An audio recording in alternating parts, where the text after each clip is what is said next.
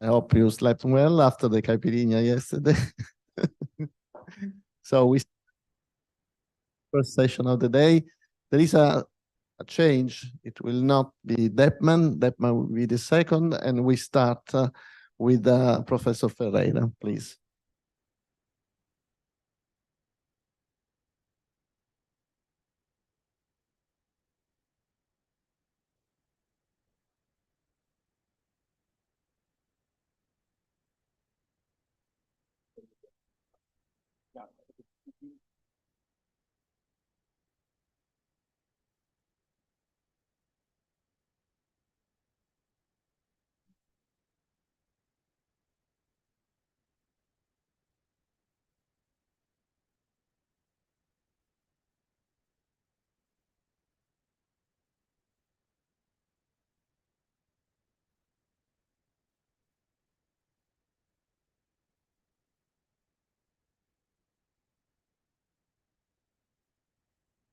No, not easy to work.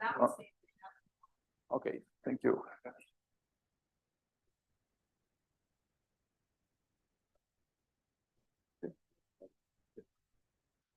So good morning, everyone. I have to thank the organizers for this opportunity, especially to Evaldo that just kindly invite me to submit this. I was here just to get some fun with my friends, but Evaldo said, no, you should submit your work. We need to see what are you doing at Viçosa. And I have to thank you all for staying here at the planks of Caipirinhas yesterday. And I'm from Federal University of Viçosa. Maybe not all of you have heard about this university. It's in Minas Gerais. It's the best place to eat in Brazil, especially Viçosa. There we have very nice things there. And I will talk about some works on social physics that we are developing at Federal University of Viçosa. I will do some introductions. Unfortunately, I don't have an extensive collection of papers with Professor Tsallis to present. 10 years ago, I was in this same meeting when we were celebrating the 70th birthday of Professor Tsallis, and I promised him that in the 80th birthday I would bring something about statistics, but I did not. But I still have some contributions to show with respect to Viçosa. The first author of that paper is Professor Marcelo Martins. That probably is with some hangover at the friend's house, but it's maybe the first paper associated with complexity from the Federal University of Viçosa. Marcelo at that time was a PhD student of Professor Tsallis, and Marcelo is the founder of the complex group at Federal University of Viçosa. And Marcelo is just here, just arrived, Marcelo. Marcelo did a contribution in the key word. He did some biological experiments describing the motion of cells in culture, and they presented distribution in the Q family of statistics. But I also have a paper that's not with Professor Tsallis, but it's somehow related. It's my first paper that I published 25 years ago when I was still an undergrad student, and Professor Tsallis was the editor of this paper. So it was submitted still in the old fashion. He printed the papers and sent to the editor. And so my history also starts somehow with Professor Tsallis. So Professor Tsallis has some influence at Federal University of Viçosa because we are part of the Tsallis dynasty in Brazil. Because Marcelo is the founder of the complex system group at Federal University of Viçosa. He was advised by Professor Tsallis, and he advised a couple of students, several students, and one of them was myself. So in principle, I am a descendant of Professor Tsallis 20 years ago. I'm not so young anymore. And I also advised a few students, a lot of students. And one of them is also now part of the dynasty because he became the professor at Federal University of Viçosa 1 week ago. Valdo was in the committee. And he was awarded with the best thesis of the Brazilian Society of Physics of 2021. So the dynasty of Tsallis is very important also at the Federal University of Viçosa. And here is our group. So unfortunately, Célia Antoniotto is not here. She would be very happy because she complains all the time if the physics groups in Brazil lacks women. In our case, it's not the case. We have a lot of students. Unfortunately, we do not have still a professor that's a human, but have a lot of very good students. And here is Marcelo. I was able to make him to take a picture. It's very hard to make Marcelo to attend to a picture, and this picture was done in the last spring. There are two intruders there. They're two experimentalists of condensed matter, but essentially all the group are our students, from myself and Marcelo, and Tsallis was at our first symposium of post-graduation physics in 2018, 5 years ago. Also, there are, in that opportunity, Paulo Murilo was also the first one. And now we are in the 5th symposium that's going to happen at the end of the month. So we start very well with amazing researchers, and the symposium is actually a quite good success. So I don't have many scientific contributions to show Professor Tsallis, but I'm sure that he is a very important person also to our university, as he is for the whole physics of this country, especially for the complex group. Now I will start my second part of the introduction. That motivate my work. As I explained initially, I will tell about social physics problem. So motivations to investigate social physics are essentially infinite. Just some very recent problems that we faced in the last 5 years related to elections and propagation of misinformation in social networks.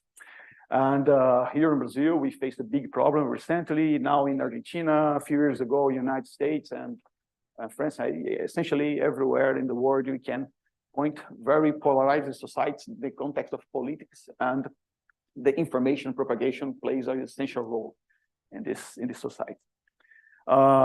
Two examples that very close. Everyone here is aware that was strongly affected by this kind of information spreading in social networks. That was the events of 8th January here in Brazil, when people tried to invade the Congress, and the same thing 2020 in the United States.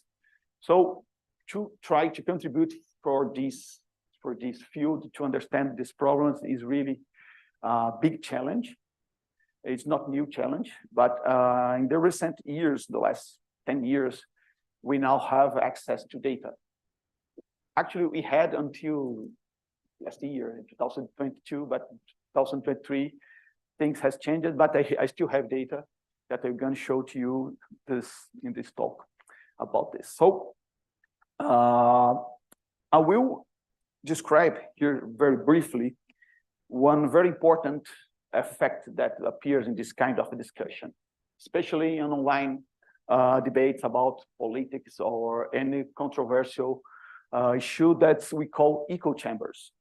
Echo chambers effects means that you are in a society when you stay discussing, exchanging information with people that has the same leaning about some issue or the same opinion that you have. So you form bubbles that it's called also echo chambers, because you stay speaking with yourself, with only people that say the same that you believe. So it's very dangerous if you do not exchange ideas. And here is a contribution that we made a few years ago in the context of the impeachment of former president of Brazil, Dilma Rousseff. It was a very polarized time. So we investigated how this discussion evolved in the Twitter. And now it's called X, but that time it was Twitter. And we collected some discussions that happened between 2016, and we analyzed this data, and also propose a way to characterize how the information is spread in this kind of problem. So in summary, if you look for that problem, here we have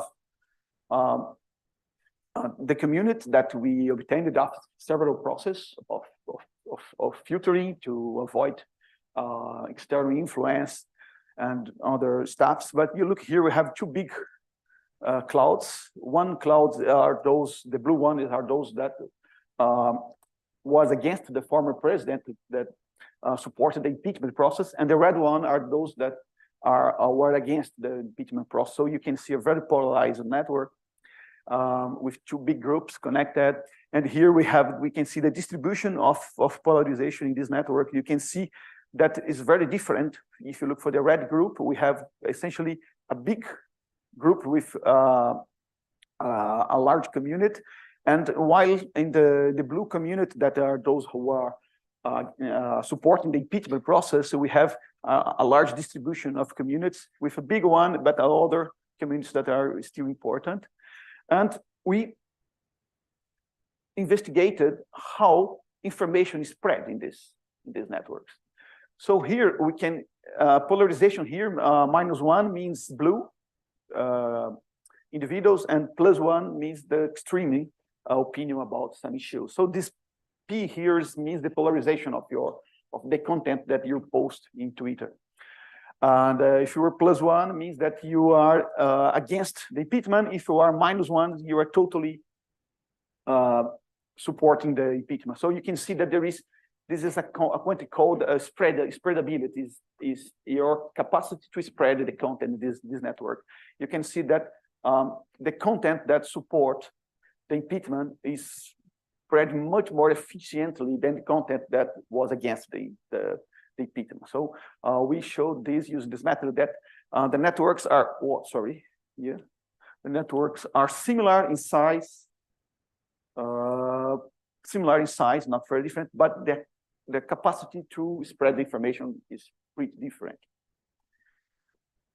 So the echo chamber is actually a very important effect that's present essentially in all debates about controversial issues in networks. So I will present now some recent results that we developed with Hugo Maia is a PhD student at Federal University of Southern, and with Marcelo Lobato that's here with us. I will present you some theoretical predictions of a model that we published in last year. So the results are summarized here in this paper, but the idea that we are trying to understand is, given that you have a network that is polarized for some reason, for example, the impeachment of former president, Brazilian President Dilma Rousseff, how does new information propagate in this network? For example, you are discussing about vaccines. You say, no, you have dangerous side effects on vaccines, and this information spreads in this network that were polarized for some other reason. So our problem that we are tackling is in this sense. So that's the question. Given a polarized network, how does some context spread in this network? The network was polarized for some other reason, and the motivation is probably the most simple one, is side effects of vaccines when propagated in the politically polarized networks. For example, the last election in Brazil was very polarized, and they're also involved with some misinformation about vaccines and other issues. So the idea here is to use a different model to generate the structure. So we use this model that was published 2 years ago. This model is quite simple. The idea is that you attribute some opinion to each individual of the network, and you update this opinion according to some rule. And we introduce some threshold for tolerance to adopt some opinion or not. So the rule is here. You copy the opinion of your neighbors. This interaction is with neighbors. If the difference between your opinion and the opinion of your neighbor is below a given threshold. Otherwise, you keep your opinion. So this is a well-known model in the literature. It's called diff1 model. Those who work in social physics know this model pretty well. But we add some ingredients that the network now is dynamical. So you change your opinion, and simultaneously you can rewire your connections. And this rewiring depends also on the difference between your neighbors. So if your neighbor has an opinion very different from yours, you can rewire the connection, and this connection will depend on the difference of opinions. If I'm fighting with a friend that disagree with me about some issue, I will try to make a new friendship to discuss with some people who are more in phase with my opinion. And we also include some limitation on distance. I'm not entering the details of this model because the main is to discuss the polarization, the rumor spreading in these networks. So this model can generate networks like this that are highly polarized with many groups or many echo chambers. Here they are. This we used a community detection algorithm to find this network. So here we found 7 communities where you have a lot of interaction with the connection with the community, but smaller, weaker interaction among different communities. So now the point is, how does a new rumor spreads in this network? The network was generated for some other reasons, for example, political leaning or political opinion. And now I'm checking how does rumor or some misinformation spread in this network. There is a lot of in the sense that there is no distance. No. There is no Euclidean distance. We have distance only in neighbors. You have the first connection, the second connection, the third one, because this is completely is a graph that we generate according to some random rules, and there is no special distance, because if you're looking for Twitter, for example, it makes no sense. Yes. Yes. We start randomly. The connections are the networks is dynamically adapting according to this rule. Actually, each time step I perform or a change of opinion or a rewiring. So it's a continuous time simulation, and this network converges to that result. So this is essentially the stationary network. Yes, that's what my question. Yeah. And some system will go there. Yeah, they stay fluctuating around some stable configuration. Okay, it's not frozen, but it's fluctuating around some stable configuration. So that's a very important point, because the next step is to put some dynamics on this network. So I will now disregard the dynamics of the network and consider only the spreading of the rumor. Okay. But let me show some results so we can measure some other parameters. It's typically a kind of magnetization where you have the average deviation from the average opinion. So if you start with a very low tolerance you have radicalization, because no one reaches agreement. As you increase, you can here see some continuous smoothing of the curve, but it's there is here a signature of a phase transition. And here I can compare the regimes. So we have here the radicalization. We form many small groups that does not interact at all. And here we have polarization that we have big groups that have some weak interaction among different communities. And then as you increase the tolerance, you start to merge. We form here what called the majority consensus. If you have a very large tolerance, then your network is not polarized anymore. So this is a summary of this model. But now I'm going to start to looking for spreading process. Just 5 minutes? Oh, okay, it's good. I have an SIR model that actually it's an ignorant spreader and stifler. That the context of the room is spreader because the ignorance is more or less like the susceptible individuals in epidemic jargon, because they can get some information. The spreader are those who send the information, and the stifler are those that are bored. He's not interested in the subject anymore. And you have two rates: the spreading rate of information, and you have the stifling rates. There is a big difference between rumor spreading and epidemic spreading, is that you get bored about some subject when you interact with somebody else that also is aware about that subject. So it's different for an SIS or SIR model because of this kind of interaction. You can see that if you are a spreader, you interact with someone that is stifler, that is aware about the subject, you get also stifler. And the rules here, the novelty here is to put this coupling between opinions.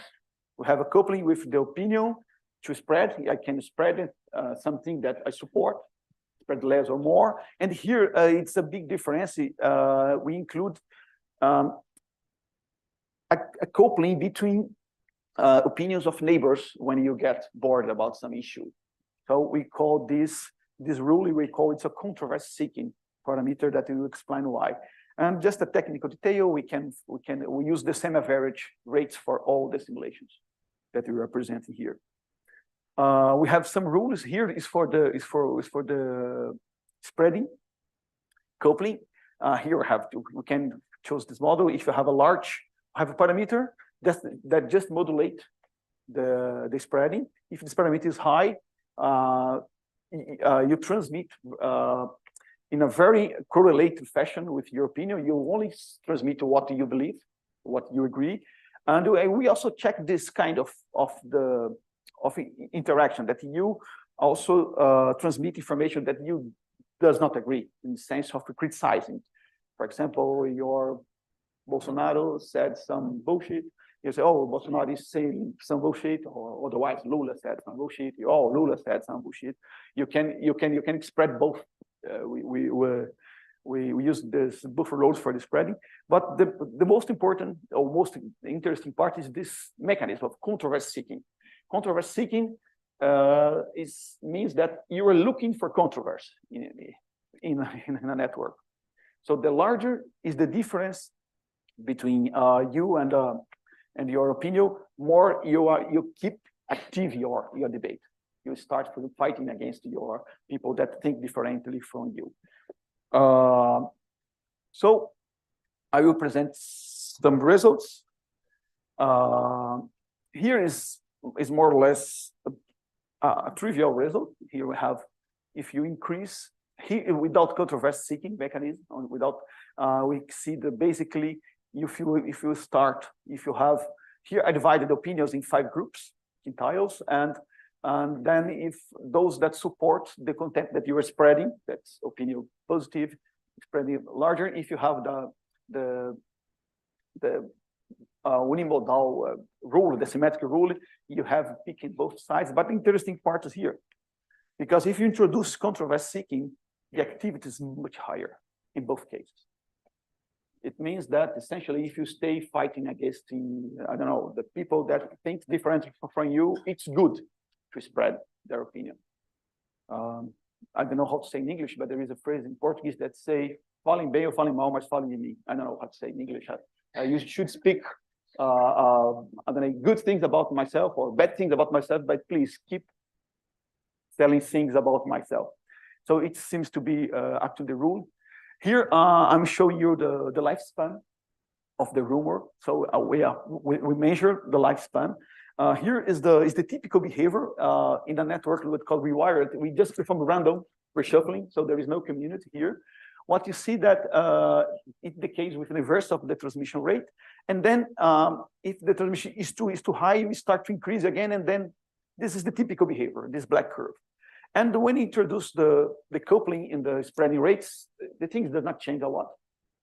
However, when you put controversy seeking, that says, oh, okay, I'm looking for fighting in the social networks, the lifespan of the rumor spreading increases a lot.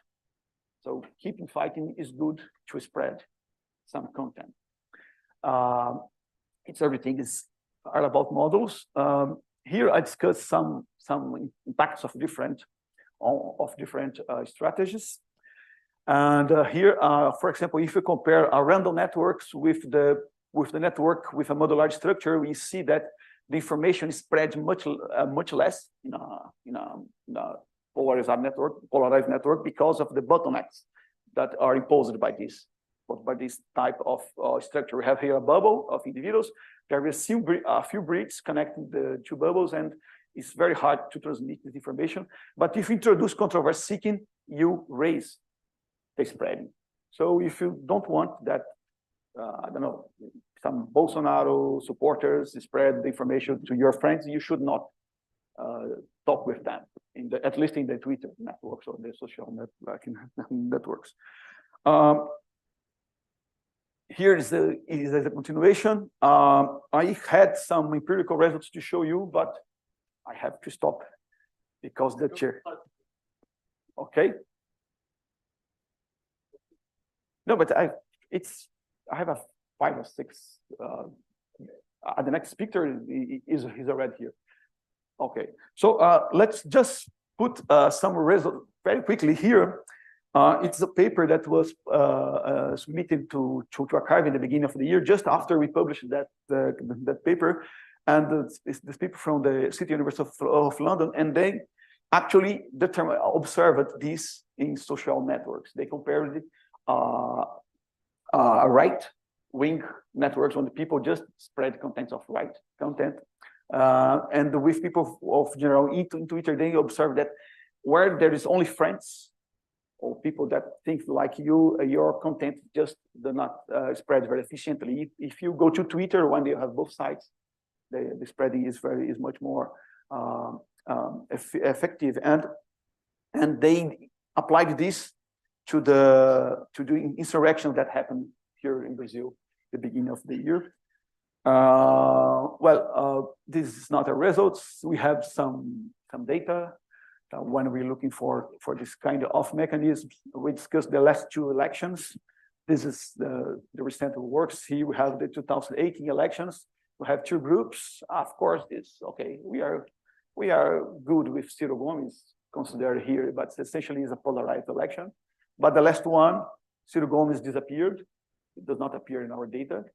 And here I show is a measure, essentially a measure of your alignment with some content. So we can see here is a retweet network. Retweet means that you just click in a button and your message is forwarded to everybody. So it's generally a reinforcement. You can see here the echo chamber, 2 bright spots that has a lot of activity in the extreme. Negative with negative and positive with negative. It's a famous echo chamber effect. And when you look for the mentioning network, I'd say Evaldo is a good guy. I have to explicitly say in my message that Evaldo is a good guy. So it's a more personal interaction. And here we see a very surprising result. We are still investigating this. That we have the echo chamber, of course, but we have also the inverse of the echo chamber. We call this anti-echo chamber. where we stay talking with people that thinks very differently from you. So it's a preliminary results that we are still trying to advance in it, but it seems that the mechanism that you proposed in the models 1 year ago, it's present in data. Just to validate the data is not important. My conclusions, papers, and thank you very much for your attention.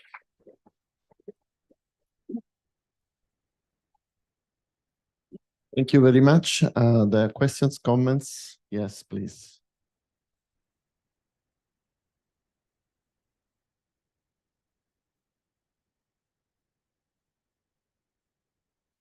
Silvio, in the political examples that you showed, there is also a fraction of people that never change opinion in spite of science, evidence, even common sense. So in the bounded confidence model, did you try to include these zealots? No, we did not. We are aware that this is an important component of network, but actually we have some random thresholds where the thresholds, they are random. So there is some individuals that have higher thresholds, and so they are indirectly included in the model, because the threshold is not fixed for every individual. There is some uniform distribution. So somehow there are some zealots in our models. Yes, they do. Other question, comments? So I just couldn't get very well the last empirical results, but did you try to evaluate your model with this real? Yeah, that's actually is the last conclusion that I did not show you. Oh. Okay, is the next conclusion. The last conclusion of my slide. I should read myself. All right. Yeah, because empirical data regarding controversial subjects to validate the model are required. Okay, now my question comes then. So according to your results, when I see, so these pictures in this color maps, and then this color maps are really aligned with your coupling actually. So like if it's linear, it's linear. If it is like this V shape, it's V shape. So which is the correct one for the real one? How you optimized your model? So that's you're telling this one is for retweeting. So retweeting is only reinforcement. That one is mentioned in network. So mentioned in network, you see real interaction. So the correct one, the best one would be this one. Then none of them in your coupling functions. If you go back to your models. Oh, okay. No, this is intrinsically in my function, because you spreading according to your opinion, your neighborhood. So this one is explicitly included. But I understand your point, because if you go back to that function is not the no. I think this, but I think that I have to think a little bit more, but I think that it's implicitly included because of your neighborhood. Yeah, but I believe so if this is the correct one, you need to use some maybe Fourier things. Maybe. So like the harmonics. So instead of this. Maybe. Yeah. Thank you. Thank you again. And we have to stop for the moment, and we go to Professor Beckman talk.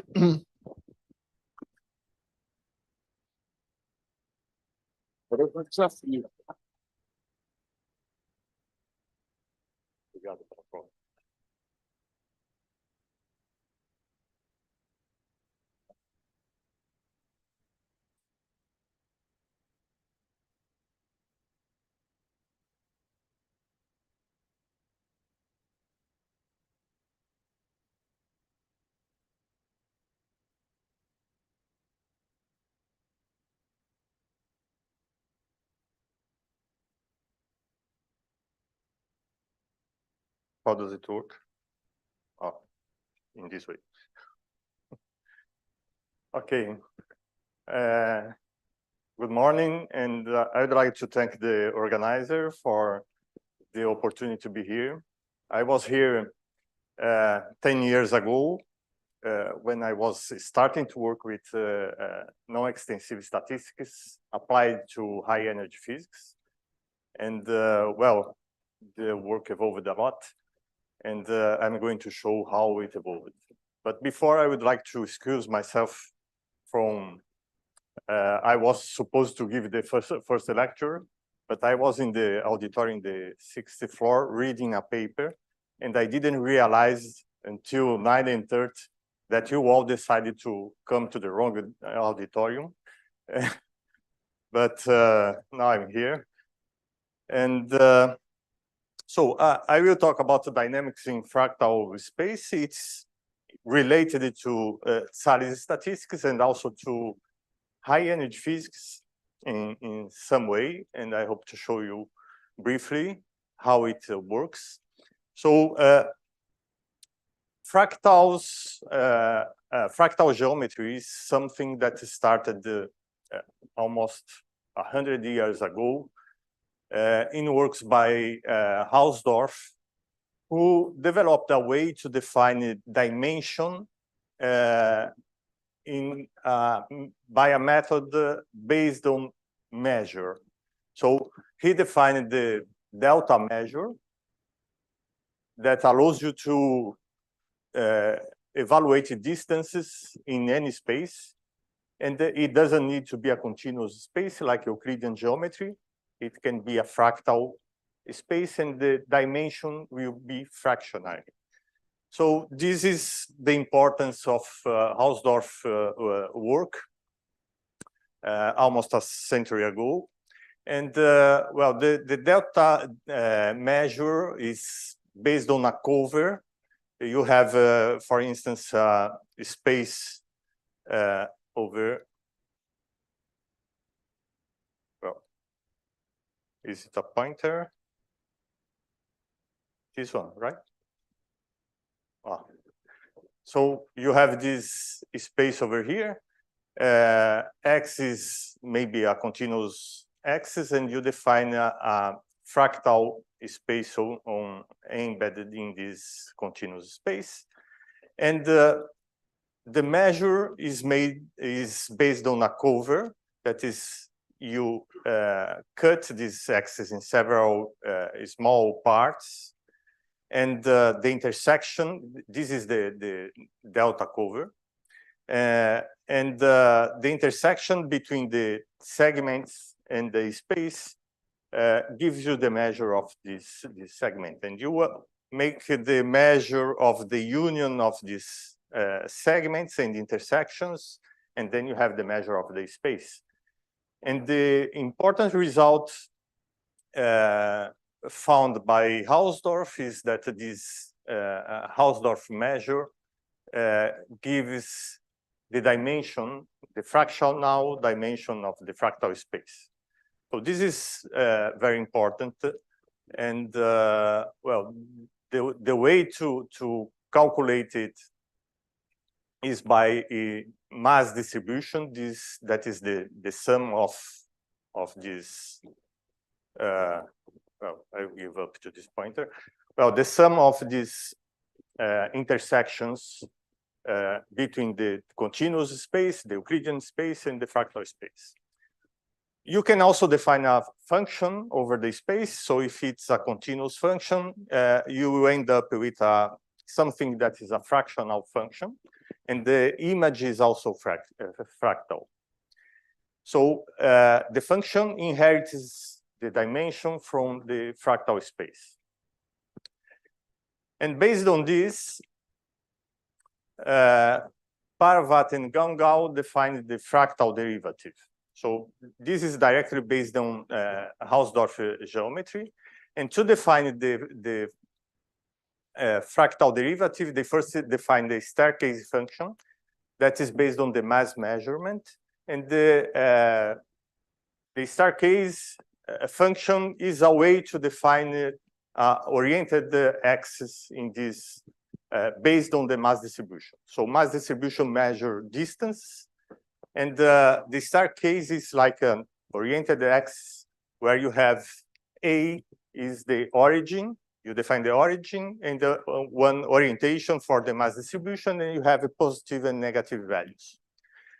So with this, they defined the fractal derivative based on the standard derivative definition, where you have the function in the numerator, and in the denominator you have the star function.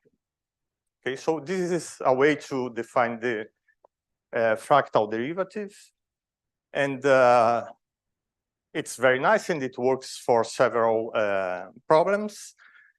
But it's also possible that you have a fractal function defined in a continuous Euclidean space. And then you have the image space is fractal because of because the function is fractal, not because of the fractal space in the domain. And in this work, we defined this other derivative that is approximately equal to the inverse derivative of Parvati-Gangal, where the staircase functions appear in the numerator and not in the denominator. Now, this is a small step, but has important consequences for what I will talk today. So working with fractal derivatives is complicated because you have to use this box counting every time.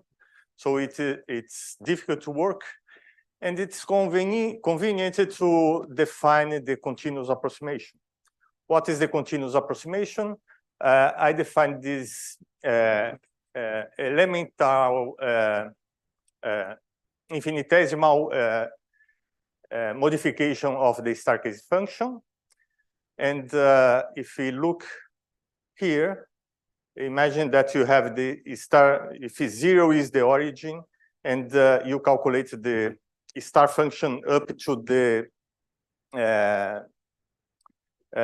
one before last ball in the cover, and then you add the one step further, you include the last ball. So the differential of the staircase function is just the additional ball that you added. So the ds is the volume of the next ball that you are adding. So the derivative is just a volume, as an elementary volume, and then you can calculate this volume in any way because the Hausdorff dimension is independent of the form of the cover, as far as it goes to very small cover. And since it is independent of the form, I can use spherical coordinates to calculate the cover. And using the spherical coordinates, I get this expression. So this is equivalent to have fractal space, and you have a spherical shell centered at the origin with radius x. Okay, the intersection between the spherical shell and the fractal space gives you the dimension, the measure of the mass function. Okay, so this is useful because it makes all the calculations very simple. But more than that, when we substitute it in the fractal derivatives, we have, as I said, the Parvati-Gangal derivative with the staircase function denominator, and the new derivative with the star function in the numerator. When we make this substitution, the continuous approximation, we get this is the conformal derivative. It's already know it's one of the fractional derivatives most used. And if we do it for the image space, we have this, that is the Q calculus derivative. So we get a Q calculus from fractal derivatives. And comparing the two, we can also find the relation between alpha and Q. We can go further. People like to, these are local derivatives. They are defined in one point of the space, but people usually study the derivatives that are non-local. So they include integration over some range of the space. And this is known as Caputo's derivative. So just including the non-locality in this derivative, you get this one. If we do the same here, we have a generalization of Caputo's derivative that's very similar in form, but this for fractal functions instead of functions in fractal space. So this is discussed in this paper. And well, with this continuous approximation, we can make a lot of things easier. What is the effect of the continuous approximation? We have the fractal mass distribution is the blue line, and the yellow one is the continuous approximation. So this is the effect of continuous approximation. It gives a smooth version of the fractal space. Well, what we can do with the derivatives or in the continuous approximation is to substitute it, include the fractal derivatives in some known differential equations. The Fokker-Planck equation is of interest because people usually study anomalous diffusion using fractional derivatives. If we substitute the continuous approximation equivalent to the Q calculus in the Fokker-Planck equation, we get the Plastino-Plastino equation that was proposed in 2000 and gives the diffusion of systems that are non-extensive. 95. Yeah, well, sorry. So 1995. Maybe I'm citing the wrong paper. So this is, well, one direct application of these fractal derivatives with continuous approximation. And the solutions are similar, but they are not equal. For the Fokker-Planck equation, we have Gaussian function. And for the Plastino-Plastino, we have a Q Gaussian distribution. And well, now we have to apply this technology to some problems. One problem that I like, of course, is high energy physics. And it is related to Tsallis statistics. It is well known since 2000 because we find in the decay of the quark gluon plasma, we find in the multi-particle process, we find the distributions that are described by Q exponentials. And well, what's the reason for that? One possible reason is that we have a system that is, a thermofractal that might be formed in the high energy collisions. And in this work, I show that thermofractals leads to Tsallis statistics. What is thermofractal? Thermofractal is a thermodynamical distribution, thermodynamical system where the distributions are fractals. So that is a natural system to apply all these fractal derivatives. And we also showed in this paper that Young-Mills fields leads to the formation of thermofractals. And this is an important result because it allows us to calculate the value of Q in terms of the parameters of the quantum theory. So we don't need to fit Q. We have the value for Q. For quantum chromodynamics in particular, the field parameters are then associated to the number of colors and number of flavors. And Q is related to these numbers by these expressions. Well, in quantum chromodynamics, as far as we know, we have 3 colors and 6 flavors. If we use these values here, we get Q is 1.14.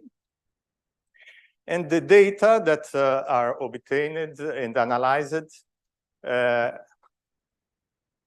analyzing the momentum distributions from high energy events, you can adjust the appropriate non-extensive distribution and get a value, the experimental value is 1.14 with this error. So this is a remarkable agreement between theory and experimental results when one analyzes these momentum distributions. There are other forms to investigate the system, the quark-gluon plasma. One of them is by studying the propagation of a heavy quark in the medium. And then you have to use some sort of Fokker-Planck equation or Plastino-Plastino equation. And this was done by Walton and Rafalski in 2000. And they get a different value for Q. So the value for Q is 1.11, not 1.14. And this was a mystery for quite a long time, because when we look the momentum distribution of the particles that are generated, we have one value for Q, but when you study the propagation of the heavy quark in the medium, you have a different value of Q. And the answer was found recently in a paper where Constantino Tsallis worked with Roman, Eugenio Mejias, and myself. And the reason is that the calculations used by Rafalski and Walton are based on a quantum field theory with 3 flavors. It's quite common to do it in high energy physics because the calculations are very complicated. And you simplify a lot by reducing the number of flavors, because heavy flavors supposedly give a small contribution. And well, they use these 3 flavors for the calculation, and we substituted 3 by NF. We have exactly the value found by Rafalski and Walton. And this is the plot that gives the value of Q as a function of the number of flavors. If you have 6, you are inside the range of experimental data. If you have a 3, you are very close to Walton-Rafalski result. Well, there is, we can go further because we can compare also the continuous approximation of the Fokker-Planck equation with the fractal version. That's much difficult to calculate, but it's possible. And well, the distribution is this one. Forget this factor that is a renormalization factor. It's a form of Gaussian as well that depends on P alpha, that is the momentum in the fractal momentum. And you have here the width for the fractal, the Q exponential, and the Gaussian. And they are related to the integral here. N is the integral of the function over our space by these expressions. And we can relate the Q width with the fractal width easily, and both by identify this property of the fractal derivative, that is the fractal gap, is the difference between D, that is the integer dimension, and the minus DF, that is the fractal dimension. And we can relate Q with the fractal gap. And the form of the distributions are are similar, but they are different in important aspects. We have here for Q equal 1 is the Gauss distribution, and the others are Q Gauss for different values of Q. And what are the main differences? We have a width that is smaller when we increase Q, but they have this heavy tail that spreads over larger ranges of distance. And this is important in many aspects. We just saw a talk about social problems. And there is a lot of works on the science of cities, where they find very interesting patterns in the behavior of how people behave in urban environment. And one can apply this diffusion of information, for instance, in urban environment. And people are doing that and developing several models to explain how people distribute around a city. And one of the problems that they have is that most of the models, with time, people spread all over the space, so they are not concentrated in cities. Some models can give a concentration of people around the center, even as time goes to infinity, but they cannot reproduce all the details that are observed in seats unless you introduce some memory effects that are usually associated with fractals. So this is based on real data. This is for London. And what we see is a high density of people in the center, as shown by the Q Gaussian. And then it decreases, but you have this long range distribution that are due to the tail. So the Q Gaussian can describe better the behavior of people in cities. So these are my conclusions. What we have found is that there are many links between Tsallis statistics and fractal geometry, what allowed us to unveil some fractal aspects of quark-gluon plasma, and related the entropic index or entropic parameter to the quantum field theory. And there are perspectives to apply it, very interesting perspectives to apply it for information spreading and in urban environment. So thank you very much. And I hope to have more news for Tsallis 980.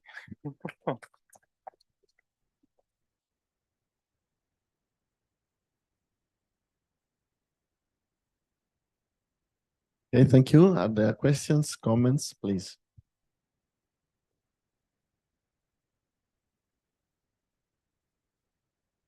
That's a very nice talk. So I would like just to ask you about when you show the solutions space for the fractal derivative, the self-similarity comes up. So you see the monofractal distribution when you compare with the continuous. When you put a circle, you see the self-similarity, right? In the well, so the solutions it's a signature of that monofractal. So is there any approach that you can do the multifractal derivative? Oh, I believe you can. I never tried to do that, but what is a multifractal? You have a fractal with more than one dimension, and you have a mixture of these contributions.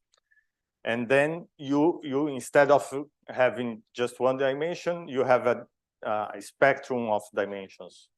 So I believe it's possible, but I never tried to do it. Okay, maybe using the Fourier expansion for D for the dimension. Yeah. Okay. That's nice. Second point, is there also for complex domain the fractal derivative if you go to complex functions? Well, I believe that fractals in complex domain you can do. it would be very interesting to find what are the relations with Tsallis statistics in this case. Maybe Q will be also a complex number. Yeah. More questions, comments, please.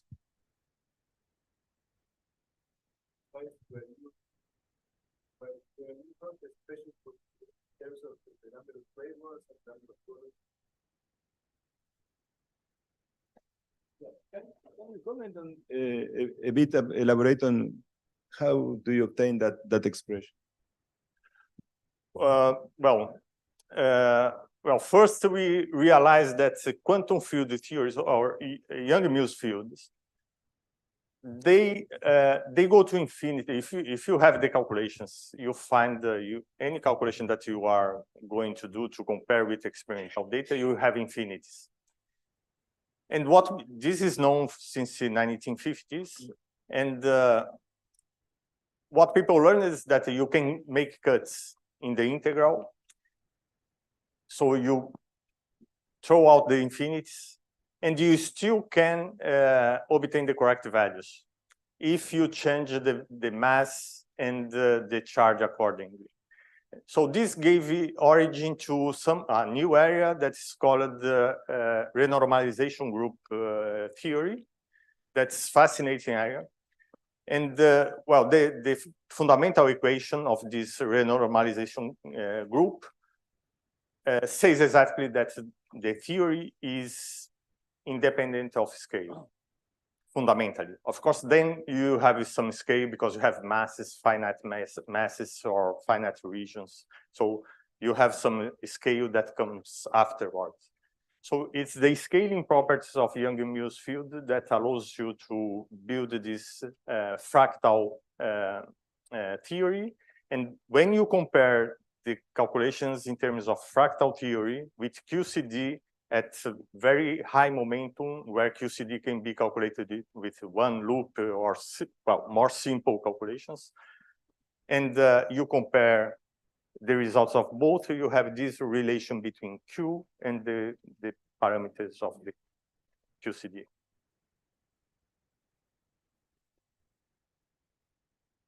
Other questions or comments? If not, thanks again, Professor Beckman.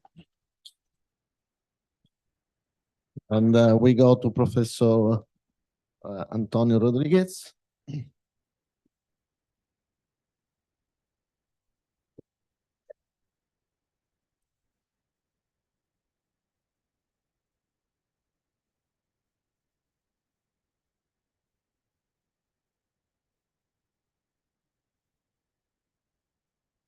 Good morning, everyone.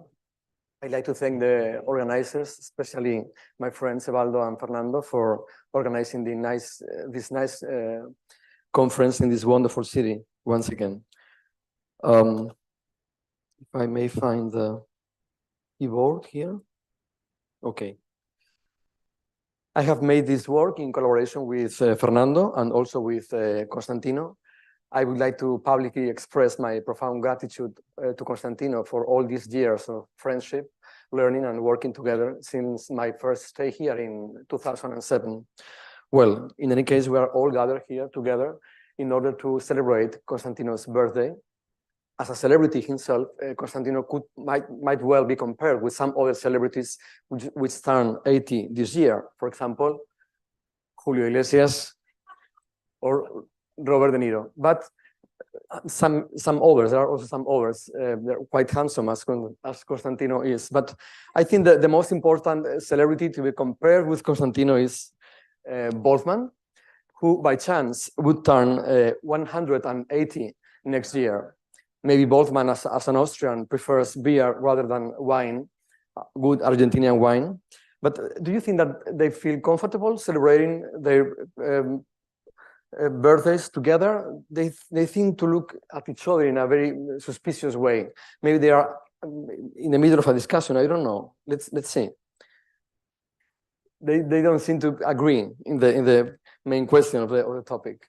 So in any case, I would be very happy if we are able to be here in 10 years' time to celebrate Constantino's 90th birthday. Let me just go to the outline of my topic, of my presentation. I'm sorry, I need to apologize. I'm going to bore you again, telling you again about the HMF model and the generalization alpha XY model, especially in front of my friends, Andrea and Alessandro, one of the main international experts in the topic. I shall do my best to say something new on the model. So you can check your email if you like in this part of the presentation, but you need definitely to be to pay attention in the following, where I shall try to tell you about the scaling of the duration of the quasi-stationary state with the system size and the range of the interactions and the distance to the critical energy. I will finish my talk with some ongoing work. Well, as we all know, the Hamiltonian midfield model consists of a set of n planar rotators, which are identified by this angle here that they form. This is Hamiltonian, where we need to, well, all of the rotators interact with each other in the same way by this product of the spin of each rotator. And we need to introduce here this somehow artificial system size, because otherwise we need to introduce this n here. Otherwise, the total energy per particle wouldn't be extensive, would be infinite in the thermodynamic limit. This is the order parameter of the model, and the model presents two varieties depending on the sign of this coefficient here, ferro or anti-ferro model. These are the equation of state, which can be analytically obtained, where we have the total energy per particle and the temperature defined as the average of the kinetic energy of all the particles of the model. As we all know, there is a transition, a ferro-para transition for this value of the temperature, 1/2, corresponding also with the value 3/4 for the energy per particle. If we put together these two graphs, we get the so-called caloric curve, which have a linear part after the transition ferro-para has taken place. Well, the only thing we need to do is just run the equations of motion and wait to see what happens. What I show you here is a profile, a picture of the temperature evolution with T. And we can see that whenever we increase the value of n, the length of the quasi-stationary state increases. So there is two plateaus here. In the first one, we have a different temperature value than in the second one. This temperature here is the one given by the equation of state. So this limit, the limit of the thermodynamic limit and the infinite time limits are not exchangeable. And there is a non-uniformity in this double limit here. If we compare with the caloric curve again, what we have is that if we fix the value of n and take the T to infinity limit, we get the Boltzmann-Gibbs stationary temperature, which is the one given by the equation of state, which is different and depends on the total energy of the model. Otherwise, if we take the n to infinity model, the thermodynamic model, limit, sorry, we get a different expression for the limiting temperature, which coincides with the extension of the linear part of the caloric curve. So instead of getting this temperature here, what we get is the other one underneath. So in the end, what we get is a curve with negative specific heat, which means that when increasing the value of the energy, the temperature decreases. Well, the alpha XY model was introduced by Constantino and Celia, maybe somewhere in the audience, some years later. And now the interaction between the different rotators depends on the spatial layout of the rotators. So depends on the distance. This R here is the distance between two rotators. So now everything depends on the way we introduce, we locate the rotators in a space in 1 dimension, in 2 dimensions, in 3 dimensions. So it is more complex in this sense. now we have to also introduce, in order to get extensive energy, this sort of generalized system size, which has this expression, and we have to define two different regimes: the short range regime, when alpha is greater than d, where this generalized size takes a constant value, and the long range and more interesting regime, where alpha over d is less than 1 and n diverges. The limiting cases, in the case of the short range regime, is the alpha to infinity. So we take here the nearest neighbor approximation, much easier to work with. And in the case alpha equal to 0, we recover the Hamiltonian mean field model. Concerning the caloric curve, this was the one I showed you before for the HMF model. But now we see that the caloric curve is the same whenever we are in the long range regime. Okay, in the short range regime, we don't have any expression, any analytical expression in general for the model. So whenever the value of alpha is less than the dimension, we get the same temperature, final Boltzmann-Gibbs temperature in the time evolution of the temperature in the model. I can also show you the probability distribution function of the time average momenta.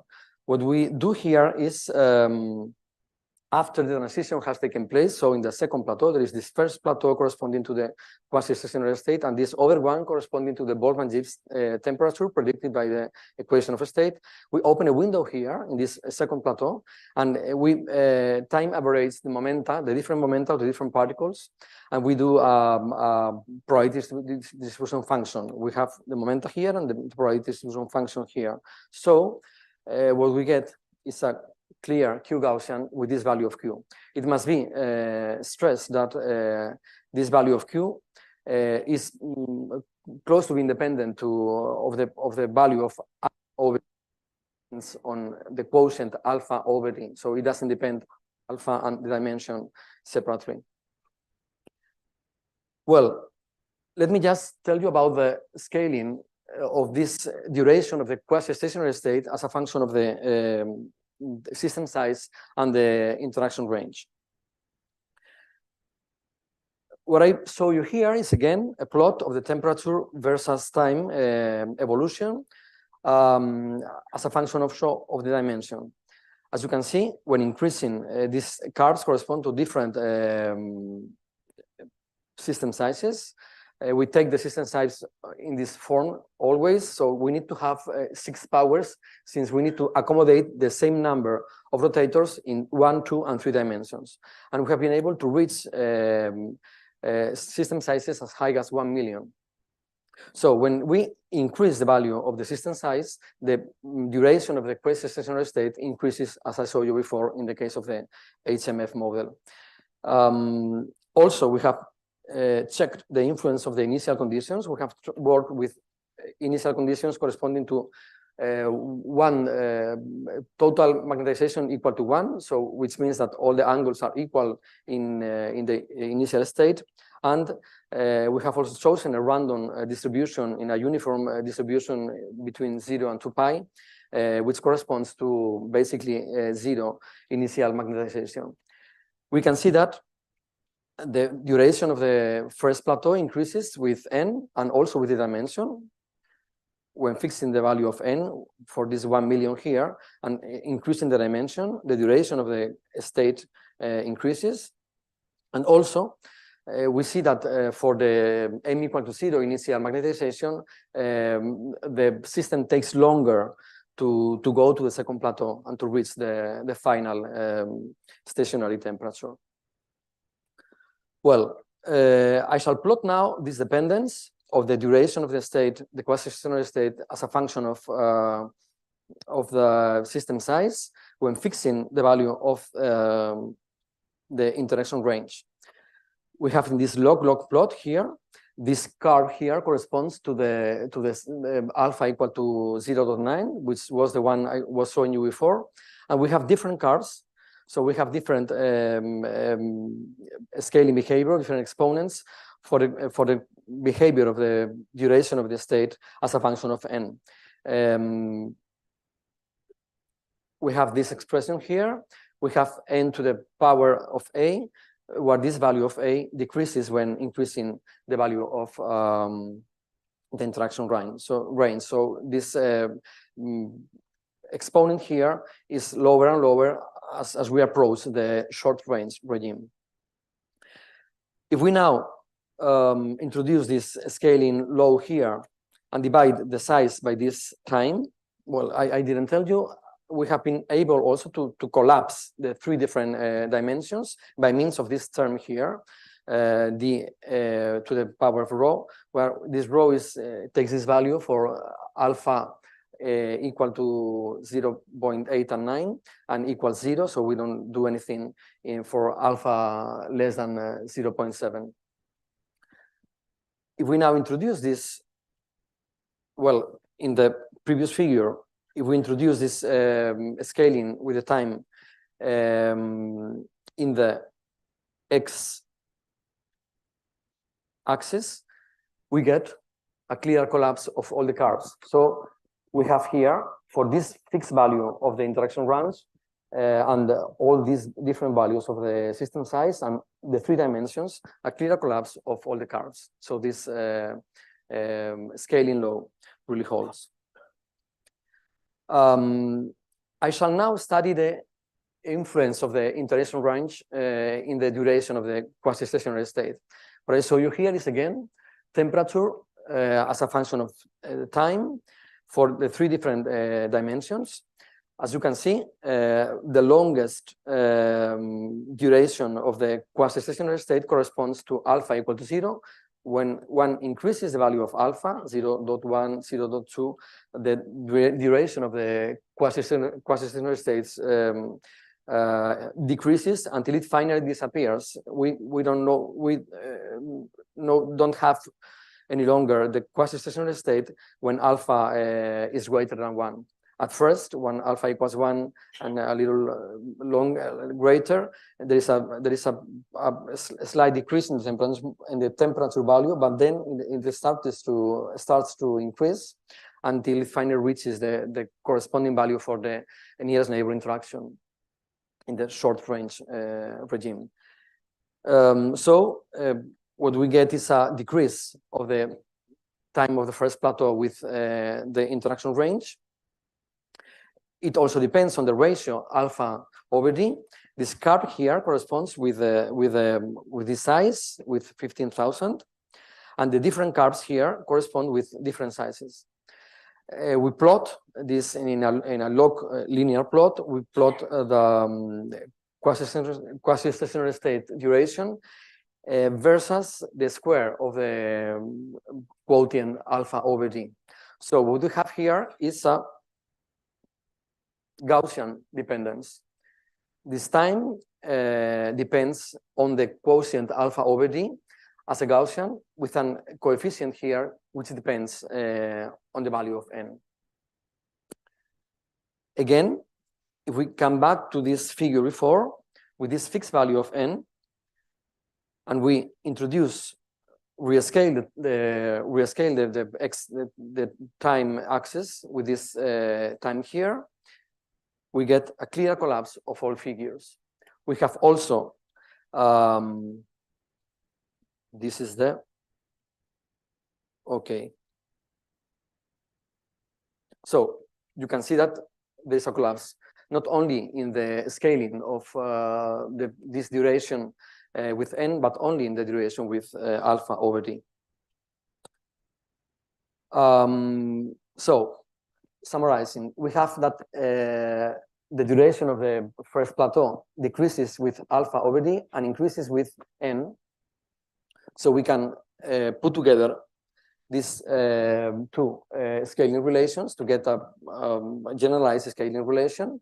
So we can, in this case, collapse these curves corresponding to 2 different values of n and 4 different values of alpha over d.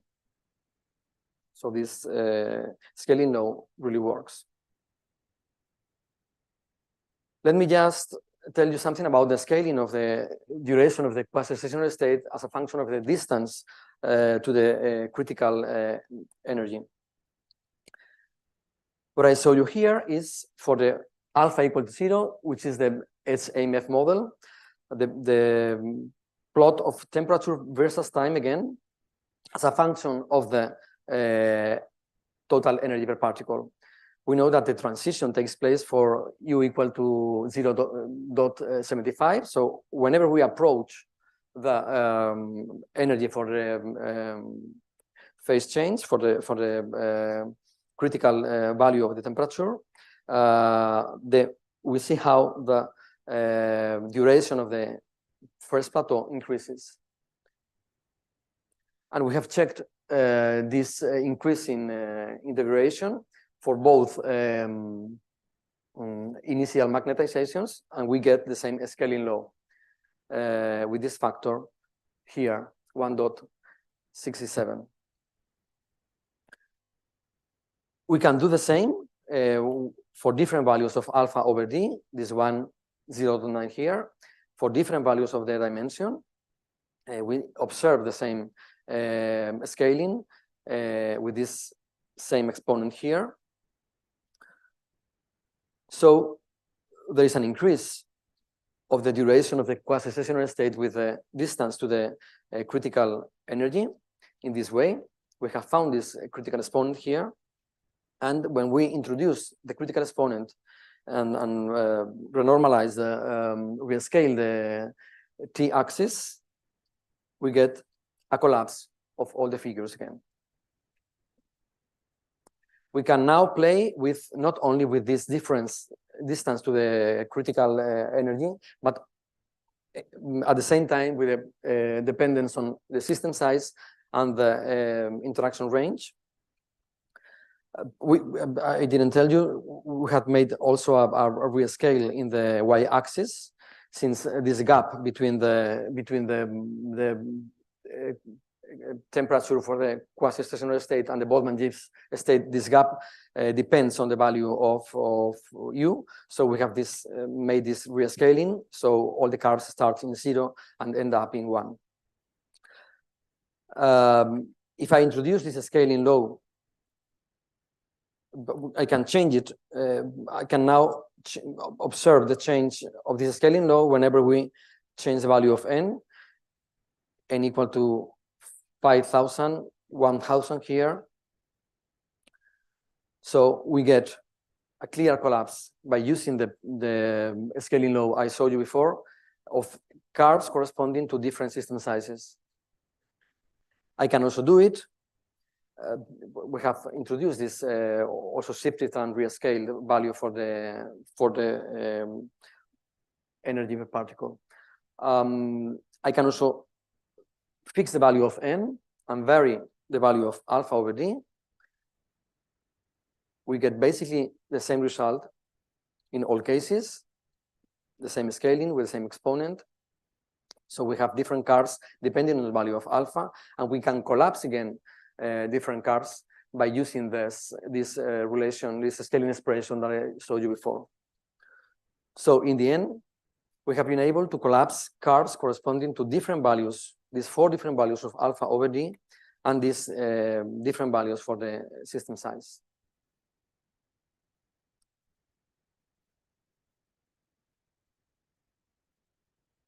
Summarizing, we have found a critical behavior of the critical behavior in the duration of the quasi-stationary state with a critical exponent given approximately by 5/3. Let me just show you some results that we are obtaining these days concerning the anomalous diffusion, which is present also in this model. What I show you here is, again, in the bottom panel, we have temperature versus time, and we open this window here, and as I told you before, we have a Q Gaussian for the time average probability distribution of the momenta. Okay, and the value of this Q Gaussian is related with this other value here. What I plot here is the squared, I would say, angular diffusion. I am studying diffusion in a model here, and I see that from a certain time on, I get a relation, scaling relation here with this exponent gamma, and this exponent gamma here is related with the value of Q for the probability distribution of the time average momenta via this expression, which was introduced some years ago in the context of the generalized Fokker-Planck equation. As far as we know, this is the first time that this relationship concerning this Q Gaussian here and the anomalous diffusion in this model has been shown. Well, so what happens next? This anomalous diffusion doesn't hold forever. So after the transition to the second plateau has taken place, we have this anomalous diffusion. But if we wait long enough, we get a second transition here. We pass from this scaling to this other one. So from anomalous scaling to regular, to Einstein diffusion. So there are, in reality, there are two transition times. The first one, the one we have been talking about in the previous slides, and this other one much greater than the other, a couple of orders of magnitude greater, in which we get, in the end, a regular diffusion instead of anomalous diffusion. It must be said that the temperature is the Boltzmann temperature in all this time spread. So even if we have here the Boltzmann temperature, it is not a Boltzmann state. It is a fake Boltzmann state because we don't have regular diffusion, and we could have maybe a true, not a fake Boltzmann state here from this time on. But Constantino claims that it is not a Boltzmann state. Well, we have to explore something more about it. Our next step will be, and we are now getting these new results, plot a sort of a phase diagram, plotting 1 over n versus 1 over this critical time, this second critical time, for different values of n, in order to obtain two regions, one dominated by Q Gaussians and the other one dominated by Gaussians. So this would be the Tsallis region and the Boltzmann region. But we have to add some more points here and to make this convergence clear. And this is the work we are doing right now. Okay, I think this is all. Thank you very much.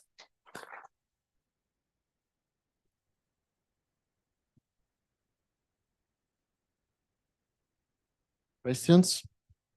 Comments? Well, I have one.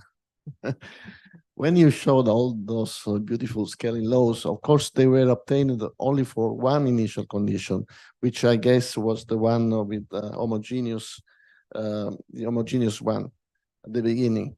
Not only this one, both of them. Because the time, the duration of these quasi-stationary states depends very much on the initial conditions. So, not that much. No, in our calculation it depended, and also the diffusion exponent depends on the initial condition. The features of the quasi-stationary states are very closely sensitive to the initial conditions. This has been shown in many papers. This is what we have, okay? This curve. Your legend covered the initial part. The initial part is completely different because you have a kind of explosion. If you start from m equal 1, you have a kind of explosion at the beginning, and then the system stays at a different level according to the initial conditions. But concerning the duration of the quasi-stationary state, it doesn't influence that much. This is the curve corresponding to m equal to 1. The anomalous diffusion is very much influenced by the initial conditions because the dynamics is completely different. Okay, we can discuss later. Okay. I think that Alessandro showed some picture concerning that point. Results concerning the anomalous diffusion were very preliminary. Okay, we studied on the HMF model. I mean, I'm not saying anything about the alpha XY.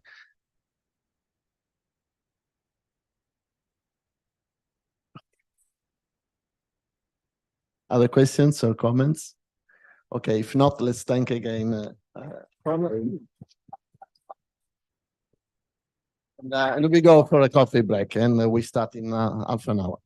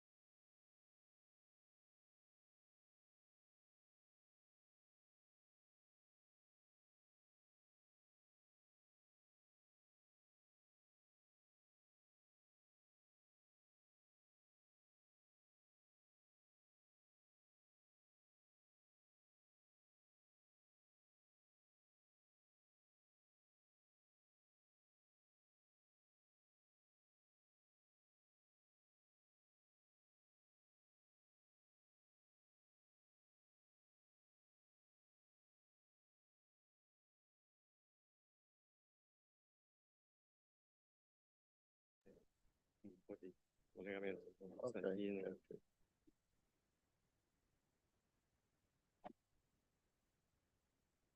l'avviso di 5 minuti e dopo vengo.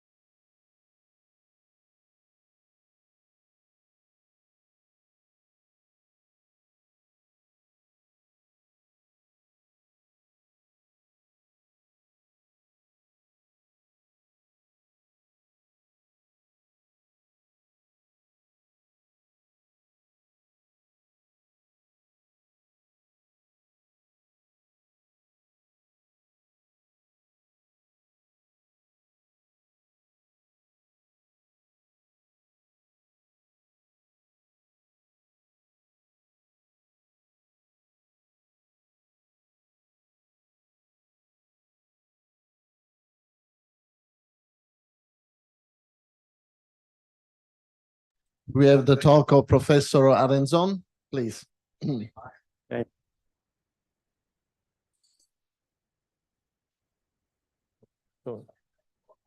So first of all, I would like to thank Valdo, Fernando, all the organizers for putting everybody together here to celebrate Constantino's birthday. So the work I'm going to tell you was done in collaboration with Luca Pellitti, and this is the day we finished the paper. And this work was only possible because of Constantino. You don't remember, but in 1991, you were in the commission when I presented my master. I was working with Rita, Roberto, and that was the first time we talked. My father is still angry with you. Why so many questions? Actually, he wanted to beat you. I'm going to know.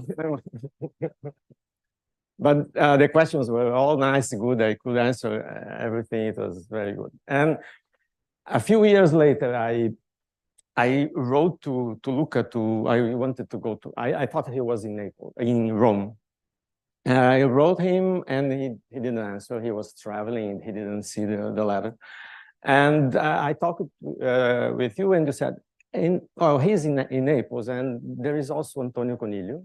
It's a nice guy, and I'm going there. If you want, I can bring your letter and talk with them. At the time, the letter was something you put on paper. And you went there, talked with them, and then both wrote back and say, you can come. So my postdoc, this is the end of the postdoc, Antonio and Luca, and myself in the other incarnation. I'm this one. No, this is Annalisa Fierro. And so that was at the end of the postdoc, and I built a very large network of friends and collaborators because of the period I spent in Naples. And most of the research that I did after that was because of that. And you were fundamental to everything. And I also learned a couple of tricks when I was in Naples. And the limoncello, that is something that I do. I brought you.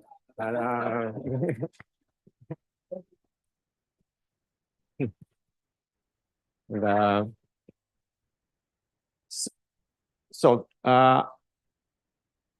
talking about cooperation, this is the subject of the work that I did with Luca Pellitti. And so cooperation is something that is very paradoxical, because individuals in biology, they are selfish. They just want to leave a lot of descendants. And cooperation is something that was very difficult to explain. So people propose many mechanisms that explain, like gene selection. So if I have children and relatives, I cooperate with them because we share the same genes. So this is a quite obvious mechanism. But there are also proposals of more complex, like reciprocity. I cooperate with you and then you cooperate with me, or I cooperate with someone and that person cooperate with other one, and we both cooperate because of this intermediate person. Okay. Among all of these mechanisms, there is network reciprocity or spatial reciprocity. That is something that depends on the correlations that are built because of the interactions that persist in time. So there are some agents that they interact because they are in the same space, they are neighbors. And then they form some groups of cooperators, and they sustain each other against the exploitation that may exist in the boundaries with the other people, okay, or the other individuals, other agents. Here there is a couple of examples. These bats, they live in caves, and they used to return every time to the same spot. So the neighbors are the same. And well, I don't know if these bats are the ones that I'm talking about. I just search for a random picture of bats. But these bats that they eat blood, sometimes they don't find a target. So they return to the cave without having found enough food. So those that find, they share with the neighbors. So it's almost lunchtime, so it's a good example. So they regurgitate the blood, and the neighbors can feed themselves. And that's because they know that perhaps tomorrow, after tomorrow, it will be their turn to reciprocate. The second example is during the First World War, and there was this politics of live and let live. That was a trench war. So the soldiers, they were in the same place for months. So without any coordination, without any explicit agreement, they decide, okay, perhaps if we don't shoot them, they won't shoot us. So they had something like this. At 11 o'clock, we know that the Germans, they will shoot at that wall. Then we go to that position and wait, and then they shoot. And at 2 o'clock, we shoot at that tree. And so the Germans know that I'm just going to shoot that tree. If by mistake a new guy comes and shoots by mistake a German, they kill 2 of us, and that's it. And then we keep the agreement. So they have to, as it's used to be, the generals, they are not there. So they have to reshuffle everybody to break these connections. And there is a very famous movie about a Christmas Eve where Germans and French and British, and also perhaps the Russians, they get together, they play football, they share the cigars, and then the other day they continue to fight. So this is an example, another example of cooperation that exists because of this persistent interaction between groups. So when we destroy these correlations, we have the fully mixed case that is similar to our mean field.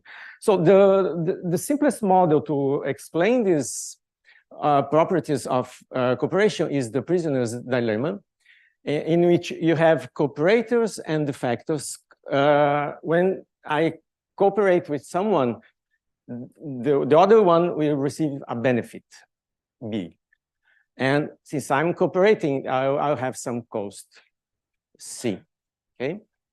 So if there is a defector interacting with a cooperator, it gets B. And the cooperator and a cooperator cooperating with the same C will receive a little bit less because both receive the benefit, but the cooperator has a cost. So if I'm going to interact with a cooperator, it's always better to defect because I receive B, okay? If I'm cooperate with the other cooperator, I receive a little bit less. So it's better to defect. If I interact with a defector, okay, 2 defectors don't receive anything. They don't have cost. neither benefit. So if I'm going to interact with a defector, it's better to defect, not to cooperate, because I don't receive anything. But if I decide to cooperate with the defector, I have a cost, and it's worse. So whatever is the other guy, it's always better to do not cooperate. So in this way, cooperation doesn't appear in the system. And so how do we explain cooperation? This is the point. And if you consider that everybody interacts with everybody, the evolution of the system for the densities of each strategy, C and D, that depends on the average. So you interact with everybody and collect your payoff, okay? And then you compare with the average. If you're doing better than the average, that strategy increases in density. I always mistake here. And if you are doing worse than the average, that strategy decreases in density. This is the replicator equation that gives, if you calculate all the payoff that the cooperator receives against every other agent in the population, with the average, it's lower than the average, and cooperators disappear in the population. Defectors do better than the average, and they dominate eventually in the system. So without any spatial structure in the system, there is no cooperation, okay? So this is the background. We were interested in problems in which natural selection acts in different levels, not only at the level of the individual, but also when you have groups, there may be some competition between groups for resources, for space. And this may be important in several situations in which there are competition, interactions inside a group or between these groups. In the cases that I mentioned in the examples in which the populations are structured, or if the environment is divided in small regions, those regions may be transient, temporary, or not. In other examples, you have this bottleneck process in which the population gets reduced to a very small number of agents, and then they grow and they compete, those cells compete, okay? And during the lifetime of individuals, as for example, we change the group in which we are. So we have an environment that evolves in time, changing the persons or the animals, whatever with which we interact. So this can make the two types of interactions very important. So it's interesting to have models in which you have not only the competition between agents, but other levels of selection. And in particular, this is the main motivation behind the work, the model that we did. If you have these structures that, in the case of the examples, the bats and the World War, those groups, in principle, they are permanent. Okay? They are stable. But what happens when these structures are not, if they are transient? So the model that we consider is the following. We have this infinite pool in which there are cooperators with a density x and defectors with the density 1 minus x. And at some point, we fragment the system, okay? And we have these finite compartments in which, because they are finite, they have a fluctuating composition. Some cooperators, some defectors, that are chosen with these probabilities. And then these compartments, they grow, okay? Everybody depends on the existence of cooperators. So the cooperators offer the resources for this growth. If I have a cluster without cooperators, there is no examples here. This cluster stays with the same size because there are no resources in the beginning. If I have only cooperators, so this cluster can grow and achieves the maximum size. Okay, everybody cooperates. In the other cases, if I have a mixture of cooperators and defectors, because inside each compartment there is no structure, the evolution, the internal evolution is mean field-like. Okay, and in mean field, defectors dominate. So in all compartments in which there is a mixture, eventually there is only defectors.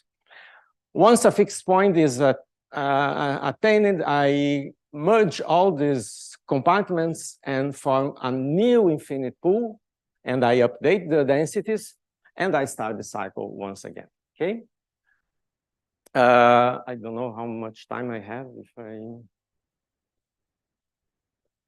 Okay, so I will skip some details, but the one key point here is that we have this in the growth phase, we have a variable population, and then the number, usually in these systems, in these models, the system size is constant, but here it changes, and it changes depending on the density of cooperators that remain in the system. Okay, so once cooperators disappear, the density attains, the cluster with only defectors attains a maximum size that we can calculate, and is given by this equation. Okay, back again, and for cooperators, we have to consider only those clusters that in the beginning have cooperators only. So it's a cluster that is free from defectors. Then we have to average over all possible initial size, okay, and all possible initial compositions. Okay, so this n is the final size for a cluster that for a compartment that starts with n individuals, m are cooperators, and the remaining are defectors, and then we average over all possible number of initial cooperators and all possible sizes of these compartments. And for cooperators, we only consider those cooperators that have started with the same with 0 defectors. Okay, so the total size n is the same number of cooperators.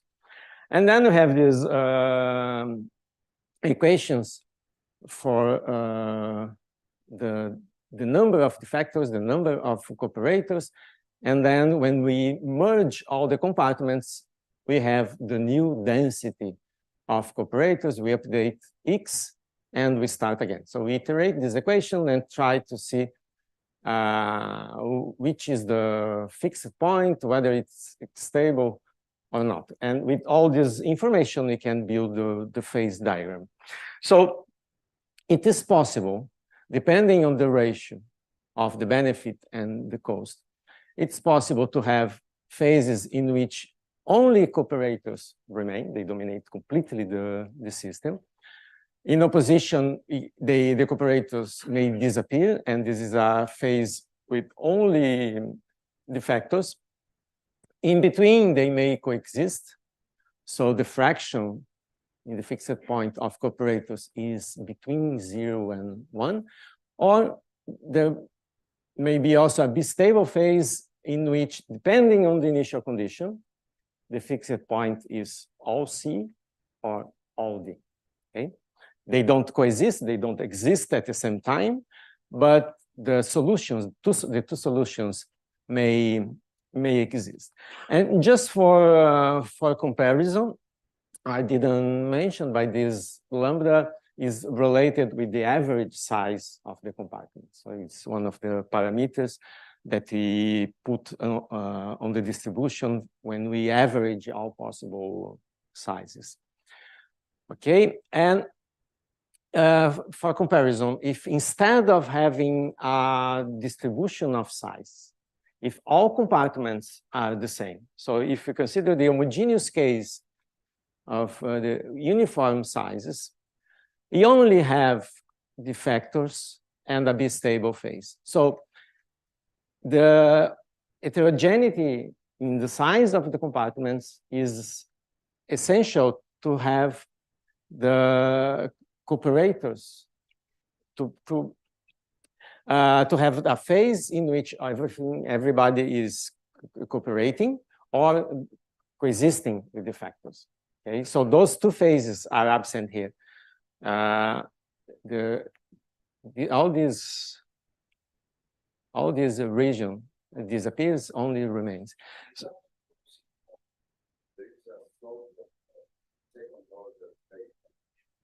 usually all the transitions are continuous. I didn't find any discontinuous transition. So we have a phase. Exactly, I don't remember what I had on its coexistence, but the solution is converging to this.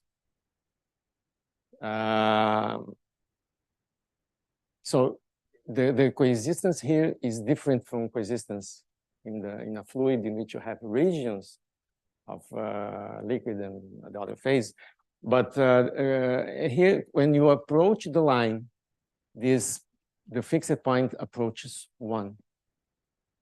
So the line is the first point in which is at the point in which the other solution disappears. So it's not on the line it's a pure solution. But all transitions, as far as I remember, are smooth. Okay, so we start. Yes, the solution is 1 here, and then you start to decrease. Yes. If you have a straight line here.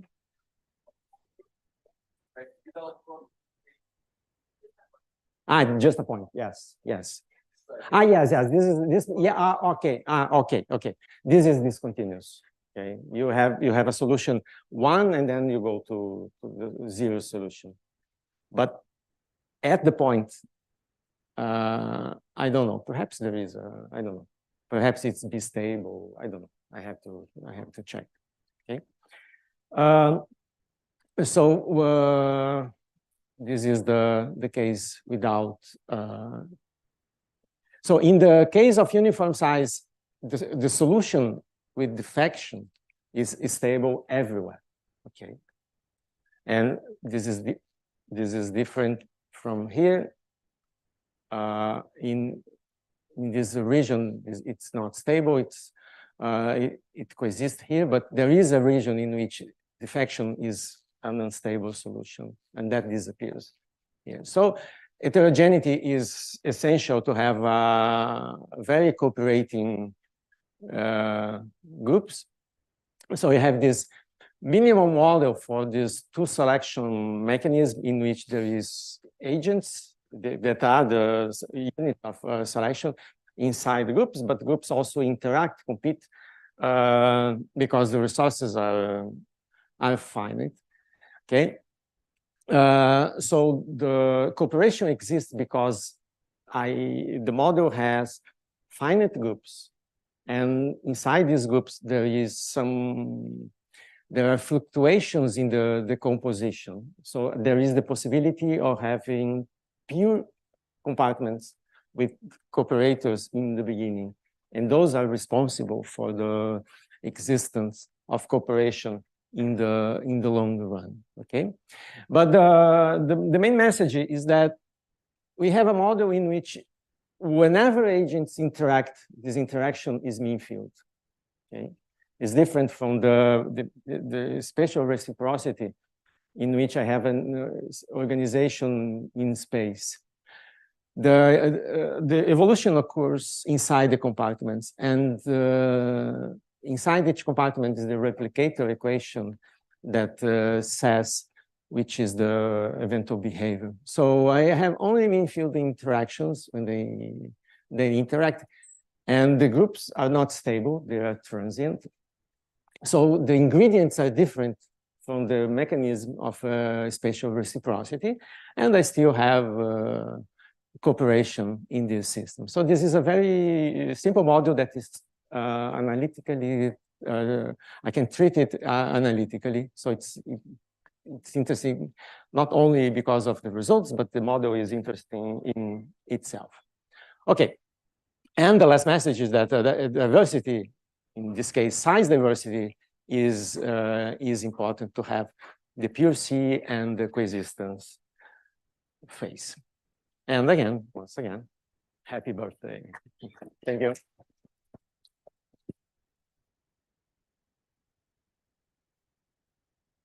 Thank you. Are there questions, comments? Yes, please.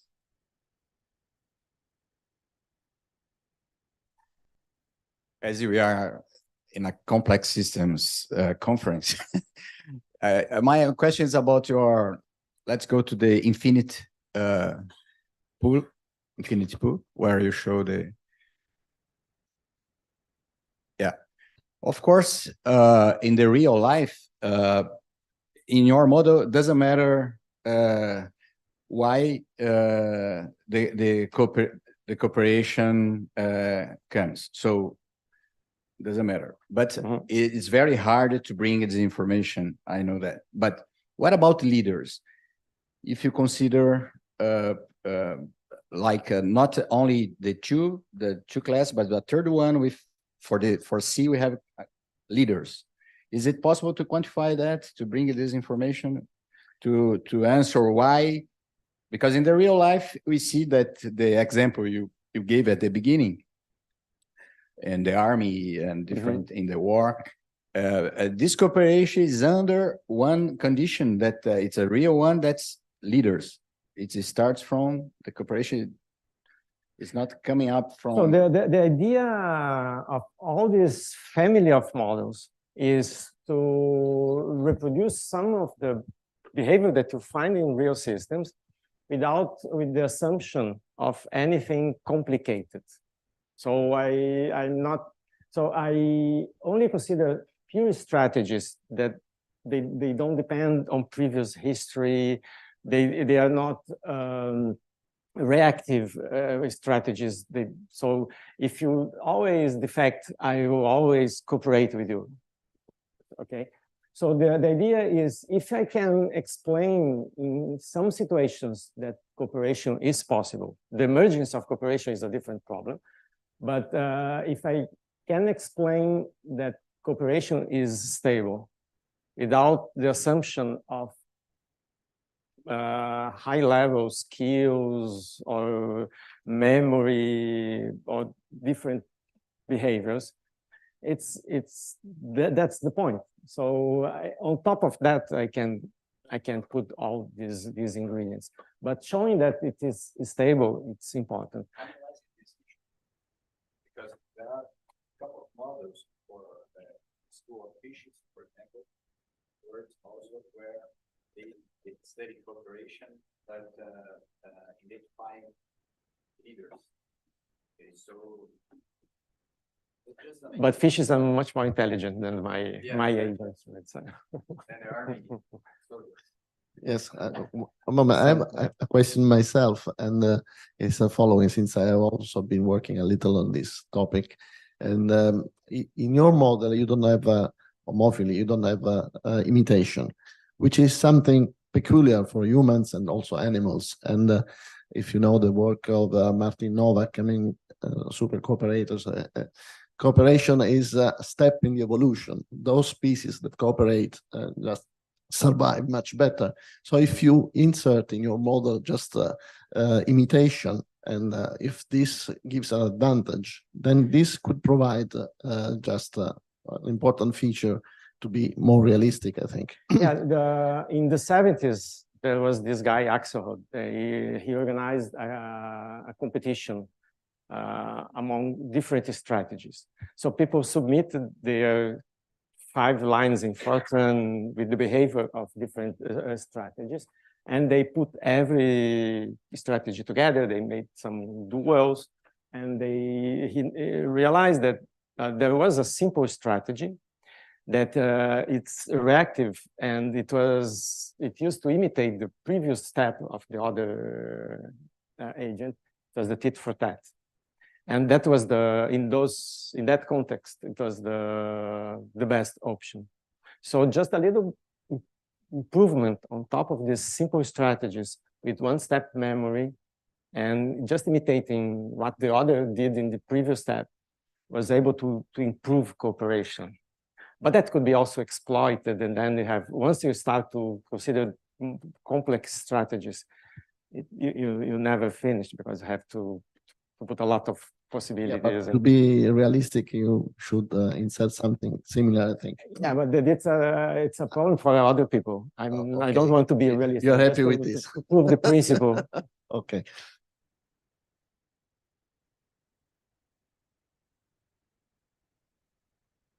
Nice talk, Jefferson. Thanks. And I wonder, it's just a comment and maybe suggestion. As very many years ago, Stuart Kaufman has done some studies on the size of the domains to calculate the fitness. You know, when you suppose you start with a square grid, and then you say that if a flip will increase the fitness of the whole domain of this guy, then it will be accepted. Otherwise, no. And what he found is that if you consider that the domain is the whole system, the system will be frozen in something which is not very well fit.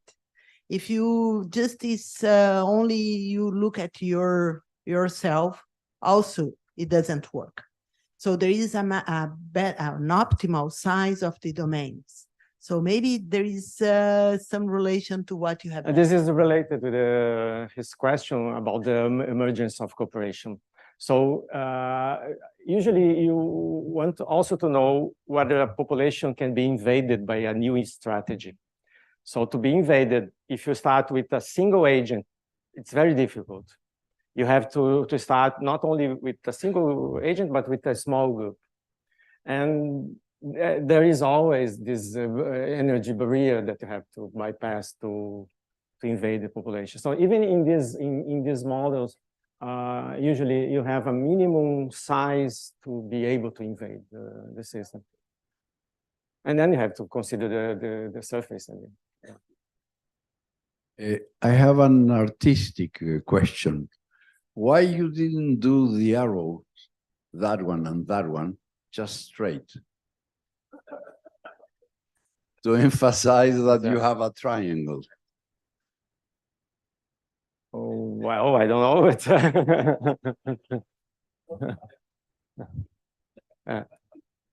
I thought it was nicer, but I didn't try, I didn't compare, yeah.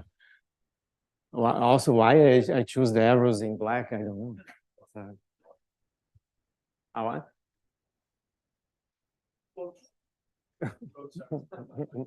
Okay, let's thank again. Thank you. And we go to our last speaker of this session, which is Martinez, Professor Martinez.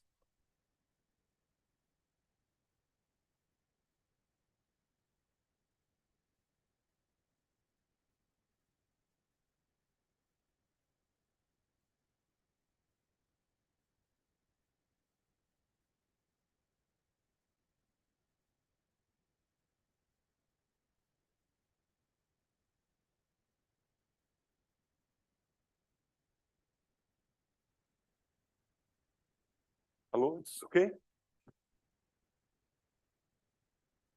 Okay, let's go to the last talking this morning. And I would like to, I changed the first planning. I would like to emphasize how important Constantino has been in my career. And the use in particular in the later times with the use of generalized logarithm and exponential functions that we can put a diversity of system under the same umbrella, and it's much easier to understand these systems. Okay, let me see how it works. So the influence of Constantino in my life started when I was an undergraduate student, and I was working with Silvio Goulart Rosa. Maybe many of you know him, and it's my first paper, and it's called Pair Correlation Function on the Potts Model on the Cayley tree. And Silvio had a nice idea to consider a ghost spin that represented external fields. And we could calculate the pair. Silvio is here. This is a picture, a recent picture of him. And what we did to point, it's here, the pointer. But I would like to stress the last lines here. A recursive relation for the pair correlation function in the chain is then established by using the break collapse method for the thermal transmissivity, because we had serial connections, parallel connections, and the hard one, Wheatstone connections that Constantino and Levy thought a smart way to consider this case, breaking the connection and then collapsing them. So we are able to solve this problem. And this is the first. So during my scientific initiation and my master, I used this break collapse method that's created by Constantino.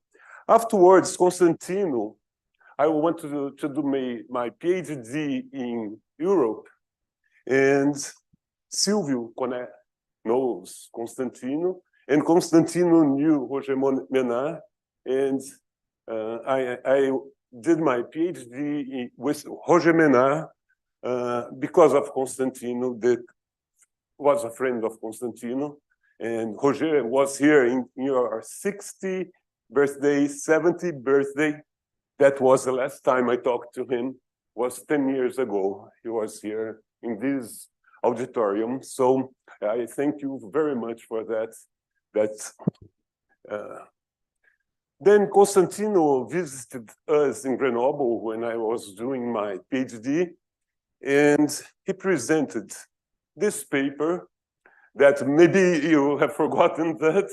No, this is a paper that it's Constantino identified this paper well before Kahneman received the Nobel Prize, was 20 years ago or more.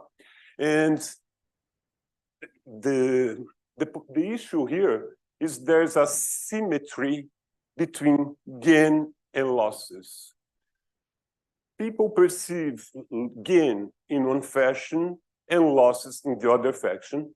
But what was nice on that Constantino had a very simple and elegant way to deal with that using Q statistics. And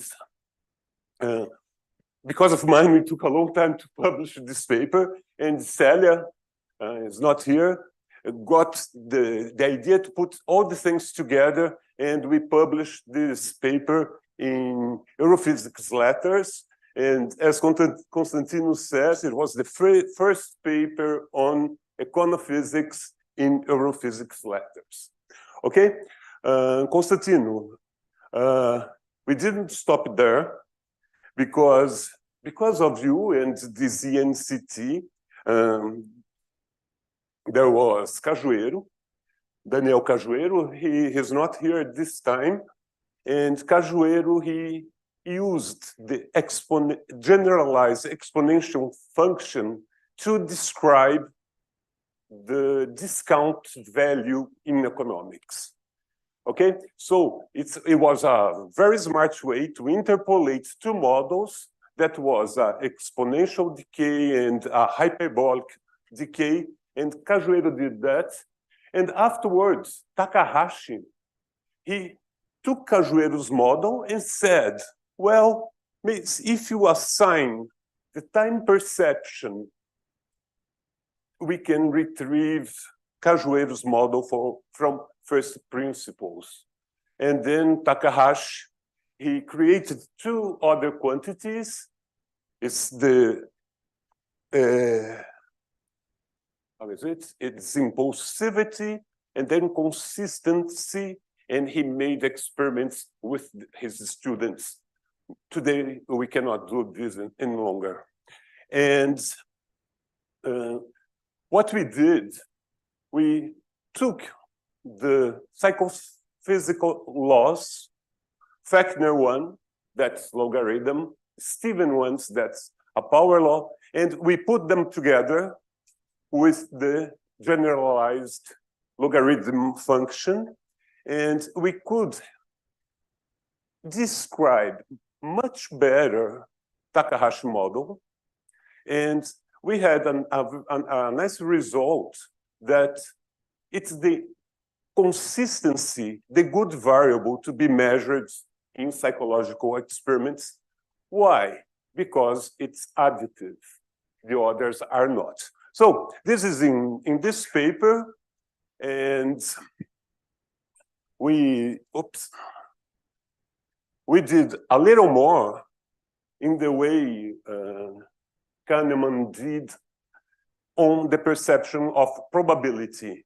There are a lot of weight functions, and we could put these weight functions in the same bucket using generalized exponentials and generalized logarithm functions. So this is a very complete paper, and we bind all these things together using this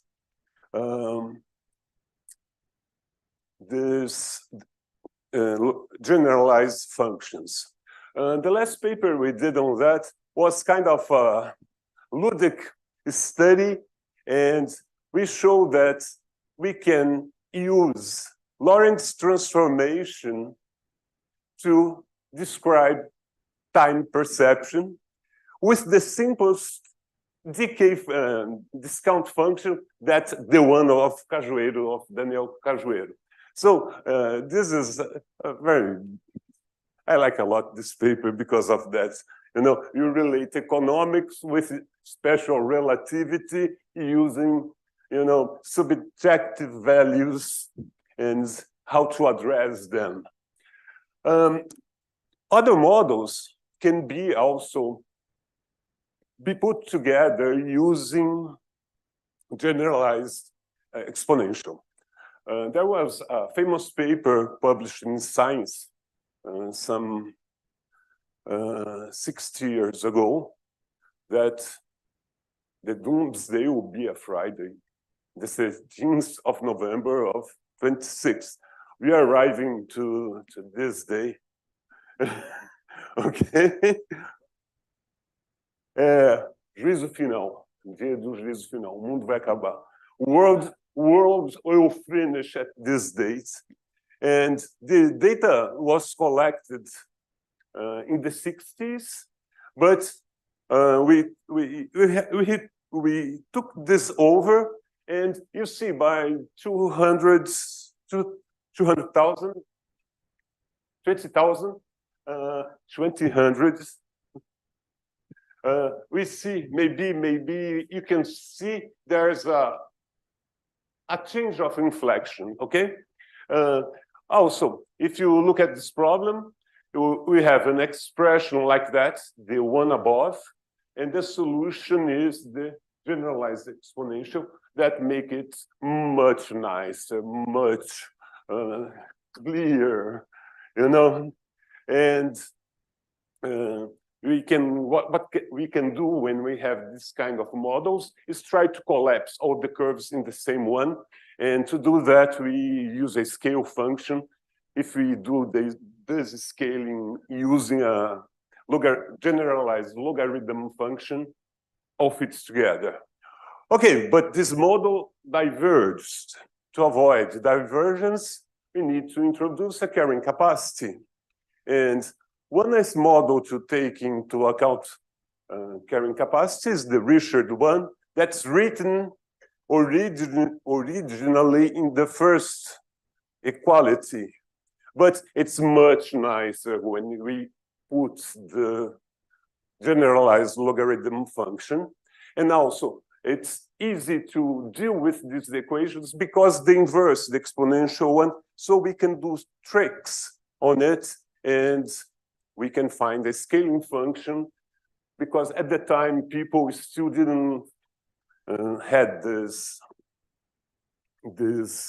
conception of putting all the curves together, and they believed that the Verhoeven model we could not do that, but indeed we can, and we have published this not so long ago. And oops.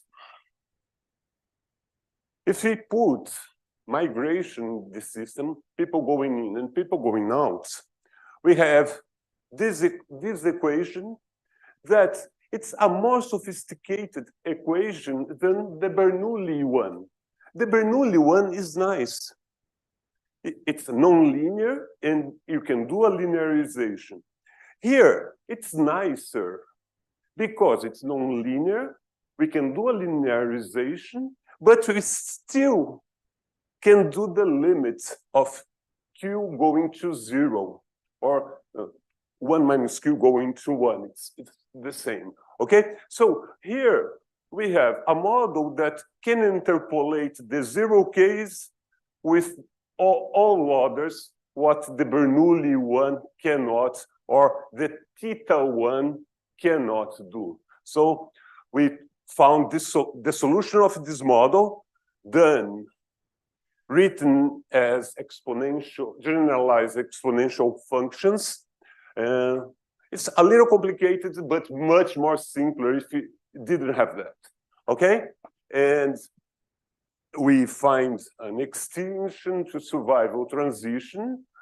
And well, this was a nice result we have obtained in a very simple form and way. We can also take this equation and discretize it. There's a misprint there. And if we discretize, you see that we have a new map that's, you have particular case, the cubic one, the logistical one, linear one. And if you try to collapse the maps, you don't get it very, very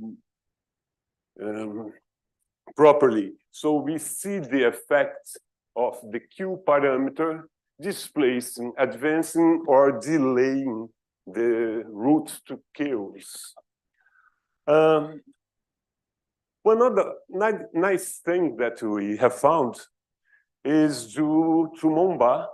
Momba was a paper that Jefferson sent to me, and I thank you a lot for that. And it's a study that Momba and colleagues, they did with cells. They put cells to grow in a fractal environment. And they put repulsion between the cells.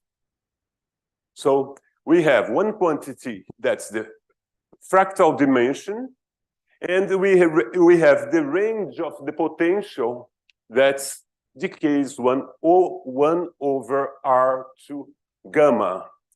And the solution they had in their paper is written up there. It's written up there. And when I have done a revision of the population models and rewritten them in generalized exponential and generalized logarithm function. When I saw that, I immediately identified the Richard Schaeffer's model. That's that one. That has this solution that's the same solution as above, but much simpler. But we could go farther. We could write the Cree value as being the ratio of the potential range over the fractal dimensionality of the medium.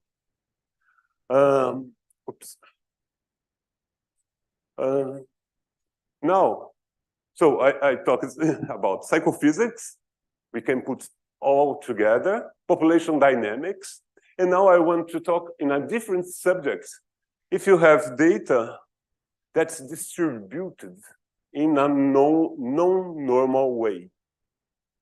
So if you have that, one strategy is to do a transformation to data. And a famous, very famous strategy to transform non-normal data to normal data, it's using the Box-Cox transformation that we can write in a very elegant way using the generalized logarithm function. Okay? And also, if you have non-normal data, you have to use non-normal ways to deal with that. One way is to use generalized means. By a generalized mean, I mean you have a function of the data, you have a probability, these probability add up to 1, and you do the ponderation, the summation, and then you take the inverse function, okay? And you have the mean. It's a procedure to do that. One standard form is the Holder mean if you have a power law. If you have a power law, the function f is a power law. You have what is the Holder mean. And this Holder mean, you can write it in a very simple way. You do a Box-Cox transformation of your data, average them, arithmetic average, and then you do the inverse transformation. So you have the generalized log, the mean, and you do the inverse transformation with the generalized exponential function. Okay, having this in mind, we can have all the particular case. If you want the largest value, you take alpha going to minus infinity. If you want the largest one, you take alpha to plus infinity. Alpha 0 is geometric mean, alpha minus 1 harmonic mean, alpha lambda 1 arithmetic mean, and all that we can apply to a method that it's quite well known. It's the multifractal detrended fluctuation analysis. So the first time I saw this method, it was very complicated because if lambda is 0, you do that, logarithm. If it's not 0, you do that, blah, blah, blah, blah, blah.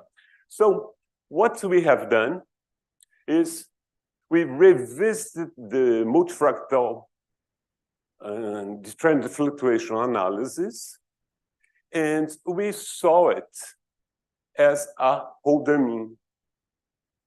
We can do it as Holder mean. What does it mean? It means we can use the generalized logarithm and generalized exponential function. So in the code, we don't need to, if this occurs, do that, if that occurs, do that. It's a much straightforward way to implement the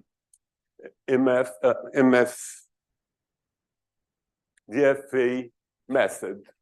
So I'm not gonna put the formulas here because nobody will retain, but as we understand that we're doing a Box-Cox transformation, sometimes you may have data that this is not enough. And one has more sophisticated Box-Cox transformations that we can also write with this logarithm and generalized logarithm and exponential functions. So we can try to improve the MFDFA description with these new transformations. And talking to Reinaldo said he has a lot of data that may be studied in this situation. So, going to the conclusion, Constantino has influenced my life since my undergraduation, first with the break and collapse methods, and afterwards applying physical methods to systems that are not physical. As a PhD student, I was kind of nerd, and I was doing weak localization. I didn't see much broader than that. Constantine, with that talk in Grenoble, opened up my mind to see that we could apply statistical physics to other domains other than real Hamiltonian physics. Afterwards, I was very pleasured when I was invited to participate in NCT when it started. And since then, I have been all the years here. And Constantino, I wish you a healthy life and very, very birthday. Thank you.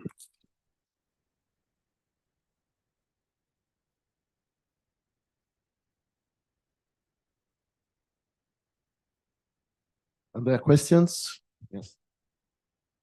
So the Doomsday will happen on Friday. Yeah, with yeah. An error of 3 days for more or for less. Oh, I'm sorry? The error bar is 3 days for more or for less. Yes, yes. But we still have some years. It was a joke of von Foster. He had the data of the population size since they start noting. But by the time he collected the data, we could not see the inflection points. If we do now, maybe it's more apparent.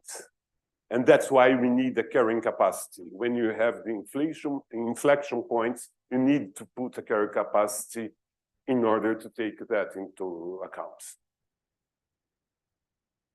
More questions, comments?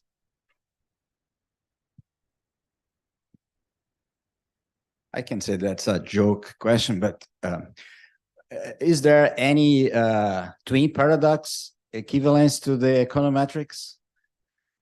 Is there a twin paradox when you use a special relativity? We're not thought of that. Because what means the speed of light? Yeah, but perception of time, personal, subjective perception of time, it's like if you use a discount function as the simplest one proposed by Cajueiro, it gives you a Lorentz transformation, and maybe we can explore that much more.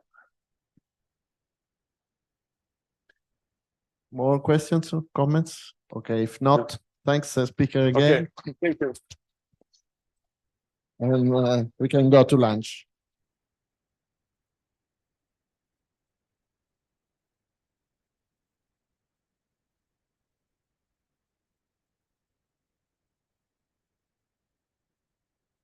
You know.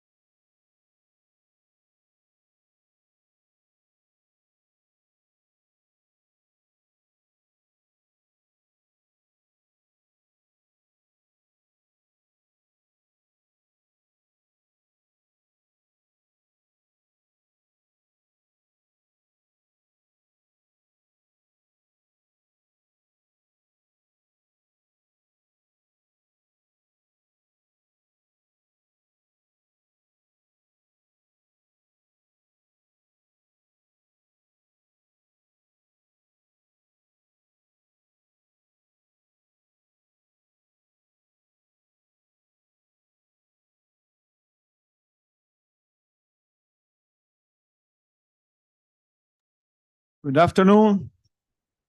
Thank you all for coming back to this conference after lunch. And we have a small change in our program because the speaker of 2:30 did not come, so we will start with Professor Rita Almeida from Federal University of Rio Grande do Sul. Please, Rita.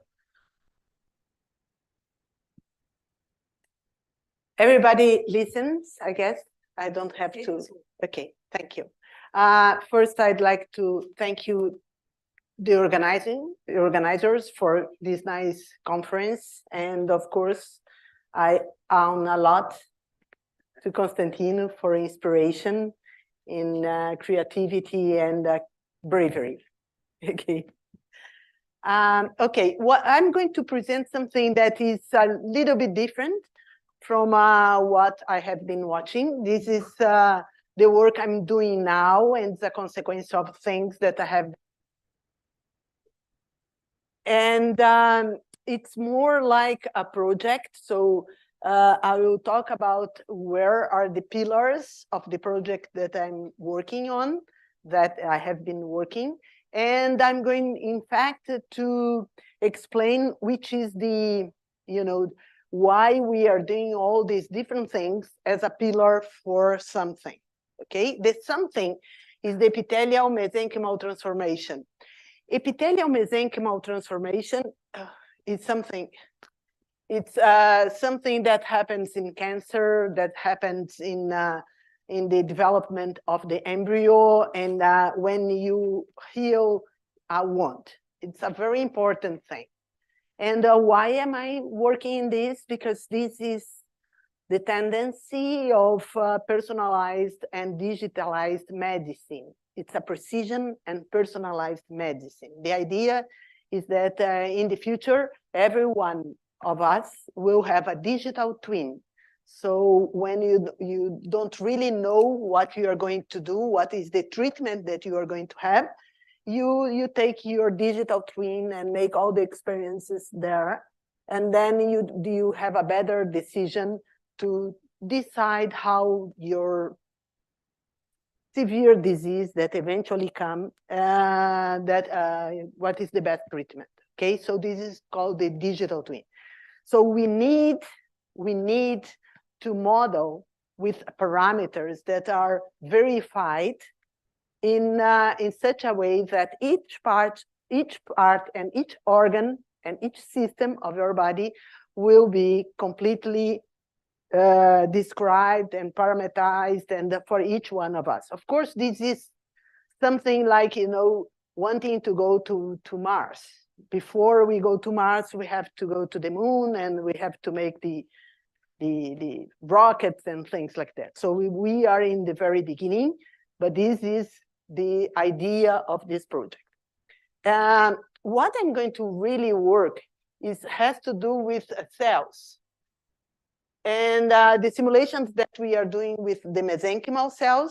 So what I'm going to do is just to explain you what is an epithelium, what is a mesenchymal cell, and what the things that we need to really model the mesenchymal, the epithelial mesenchymal transition and back. Okay, so here I think again, no, here.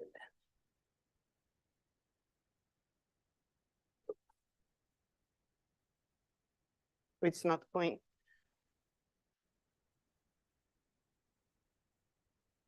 Because I have to put it something here, and then it goes.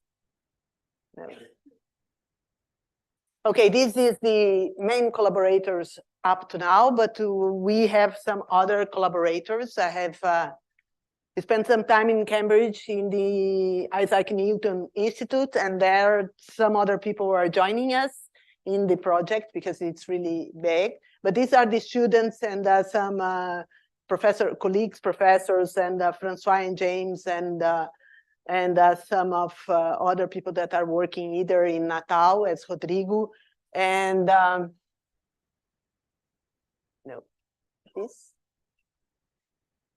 okay, Rodrigo and some former students and everything. Okay, so I thank them as well for all the collaboration. So MEP is a process that is multi-scale, it's multi-organs, and depends on the cellular environment. Okay, so we have biochemical alterations, you have secretion and reception of molecules for the cell, you have transport through the bloodstream, mechanical interactions, and many things that must be modeled when you want this. Something happened here. Oh, sorry for that.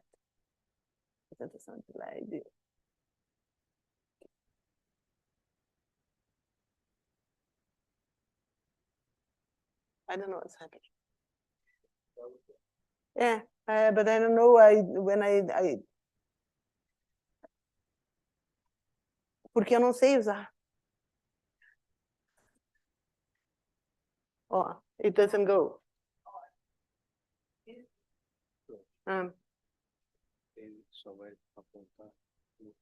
Tem que apontar para o apontador. Não, para o meu apontador. Ele não vai funcionar aqui. Não vai funcionar aqui. Isso, ele só funciona em inglês, tá. Porque não está no seu computador. Entendi, entendeu? entendi. Aqui tem que ser na seta. Na seta, tá. Só que tá no ok. último slide. Por que ele foi para o último? Está no último. Yeah. This is not. Só isso aí. Isso aí. Okay.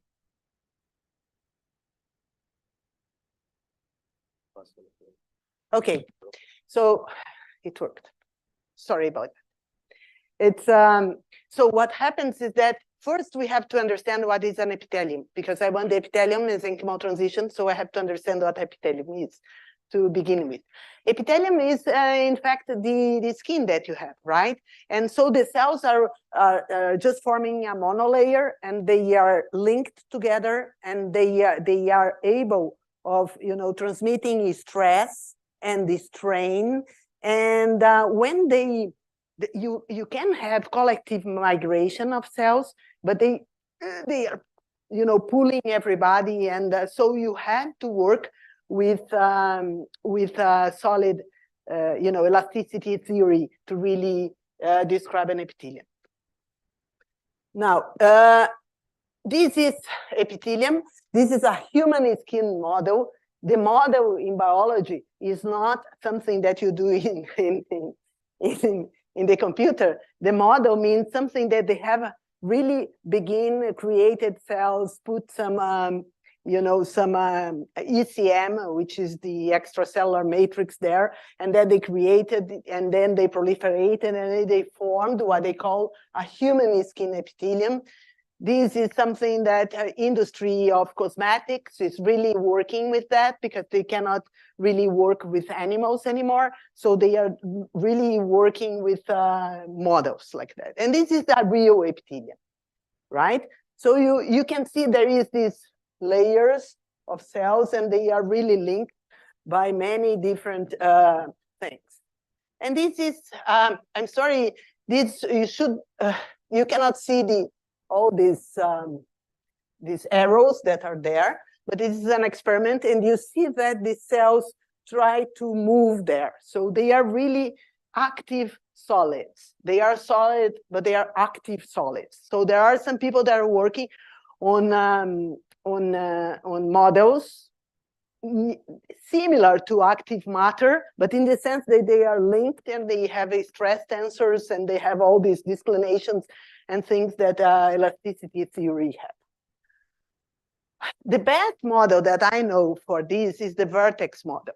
The vertex model, you have only the vertices and the edges, and they can move, and they have this way of implementing the stresses, because the things could, they are just like strings, and they have some activity in the vertices like that. And this is the way everybody is doing. You can see the result of the vertex model, and everybody, I mean, really, lots of people are working in vertex models. They are now developing these for the problem of the of the epithelium. The second thing that we have to understand is mesenchymal cells, right? Mesenchymal cells are different. They connect with the matrix and they walk over it. And usually they don't attach to anyone. They attach to the substrate. Sometimes they migrate in 3-dimension, and then they attach to the fibers that are there. And so it's a different thing. But you see, and you have a migration, chemotaxis, addition to matrix components, and you have a polarization, which is the real front. The front of the cell is different from the rear. In the case of the epithelium, the up side of the cell is different from the basal side of the cell. Okay, so it's different. But you see, all the DNA of the cells, they are exactly the same. So if the DNA are the same, why the cells are so different? So you have this large biochemical reaction inside of our cells. This is what we call life. This is the way they have this. Because of this chemical reaction, you have some transcription factors that make your DNA produce proteins, produce RNAs, and then they will translate into proteins. These proteins act in the biochemical. They just, again, are transcription factors that will do. So you have some feedback loops. And these feedback loops in these huge, I mean, thousands of components, tens of thousands of components in these reactions will have different attractors. And when you transit, your cell changes from one attractor to other, it can eventually change from epithelium phenotype to the mesenchymal phenotype. And this is what I want. This is what our project wants to make, to reproduce in the cell. Let's see if it's going. And this is here. And this is an in vitro experiment. This is an in vitro experiment that you make all these cells to go like that, to close. They have been grown, and then you scratch it and see what happens. And if you see, I'm going to do again. If you see what's going to happen, I'm not very good at it. You see, again, no.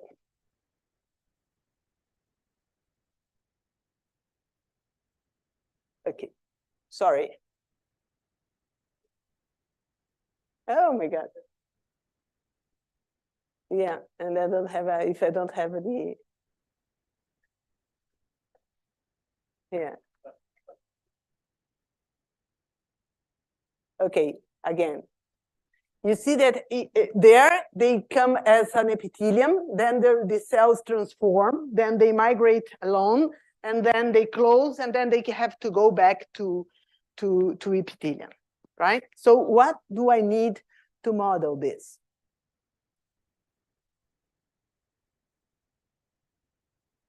This is a mesenchymal cell, just a surface, and then you have to know what they are going to do. You have to follow what they are the trajectories. You have trajectories here, because I don't have much time, but it's the same. I mean, you see that the cell will do something like that. It will form some actin network in the front. The front is different from the rear, so it will go like that. Okay, they will protrude in something that is called the lamellipodium, and then they will form a new adhesion to the substrate, and then it will contract the rear, and then they will lose the old adhesions, and again they will do like that. This is the way, I mean, in a cartoon way, how mesenchymal cells work.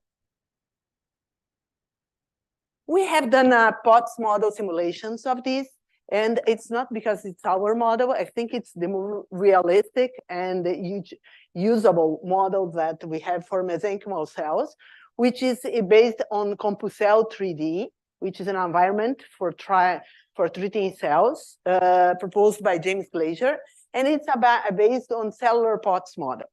What you have this grid, right? You have this grid which is three-dimensional. Each one of these a connected set of voxels. They have the same value of a label or a spin. And then in these guys will be the green ones, which are called the cytoplasm. There will be the yellow ones, which are the nucleus, and will be the green ones, which are the lamellipodium.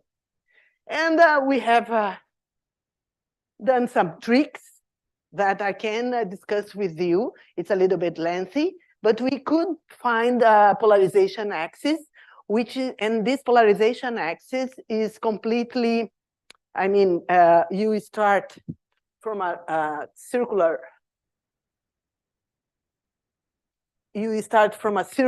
thing around the green ones, and the symmetry is broken, and then they can move just like the cell would move.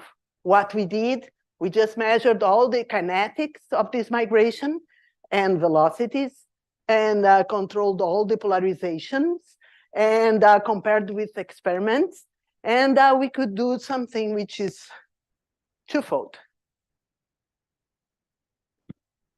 The MSD will be given as well a solution of a Langevin equation, as everybody's with something MSD, right? This is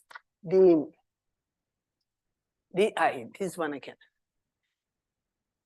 No, it won't. Okay, this one here you won't see. Here. This one, this part here, this first part here is ballistic because this is log-log plot.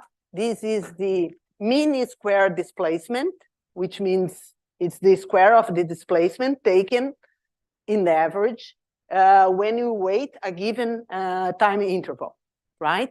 And then you have something which is ballistic and then is diffusive.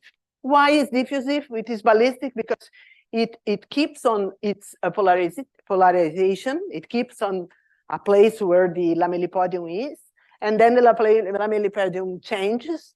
So when you change direction, so when you wait a little more time, what you find is that it changed direction, so it will diffuse.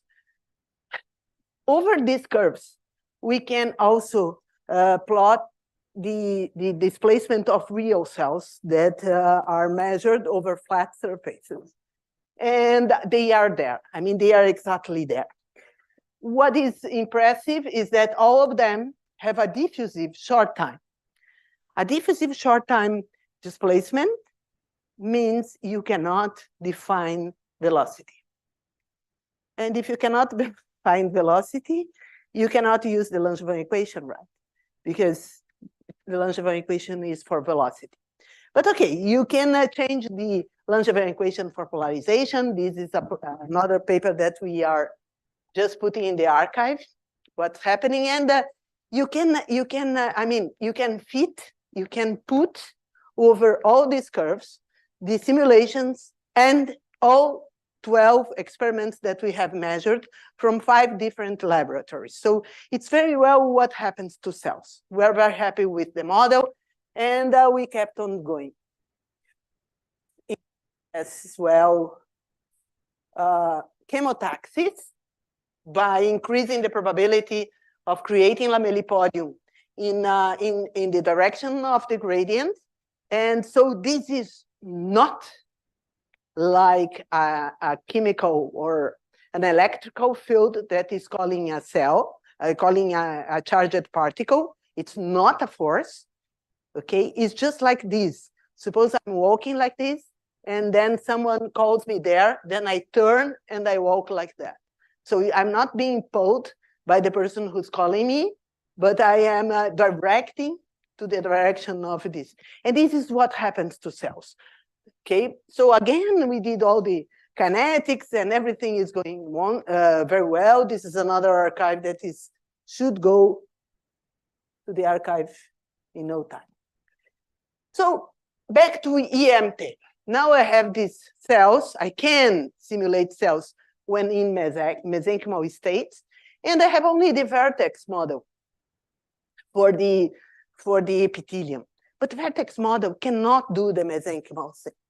So what we have to do is to adapt this model for the same thing that the mesenchymal transformation for the epithelium, for what the vertex model is doing. And we have already started with that. And this has to do in the CompuCell. So what we are going to do, I mean, it's under work, so I don't have just in the beginning. So we can do all the cells one besides the other. We can attach them, and we are just regulating the parameters to see if they are doing all these kinetics that the vertex model would do again. Now we have to transform all these parameters in order to make them acquire the parameters that we have for the mesenchymal cell, and then we have the EMT. Already it's just that. It's saying what's happening with the gene expression of the cells, okay?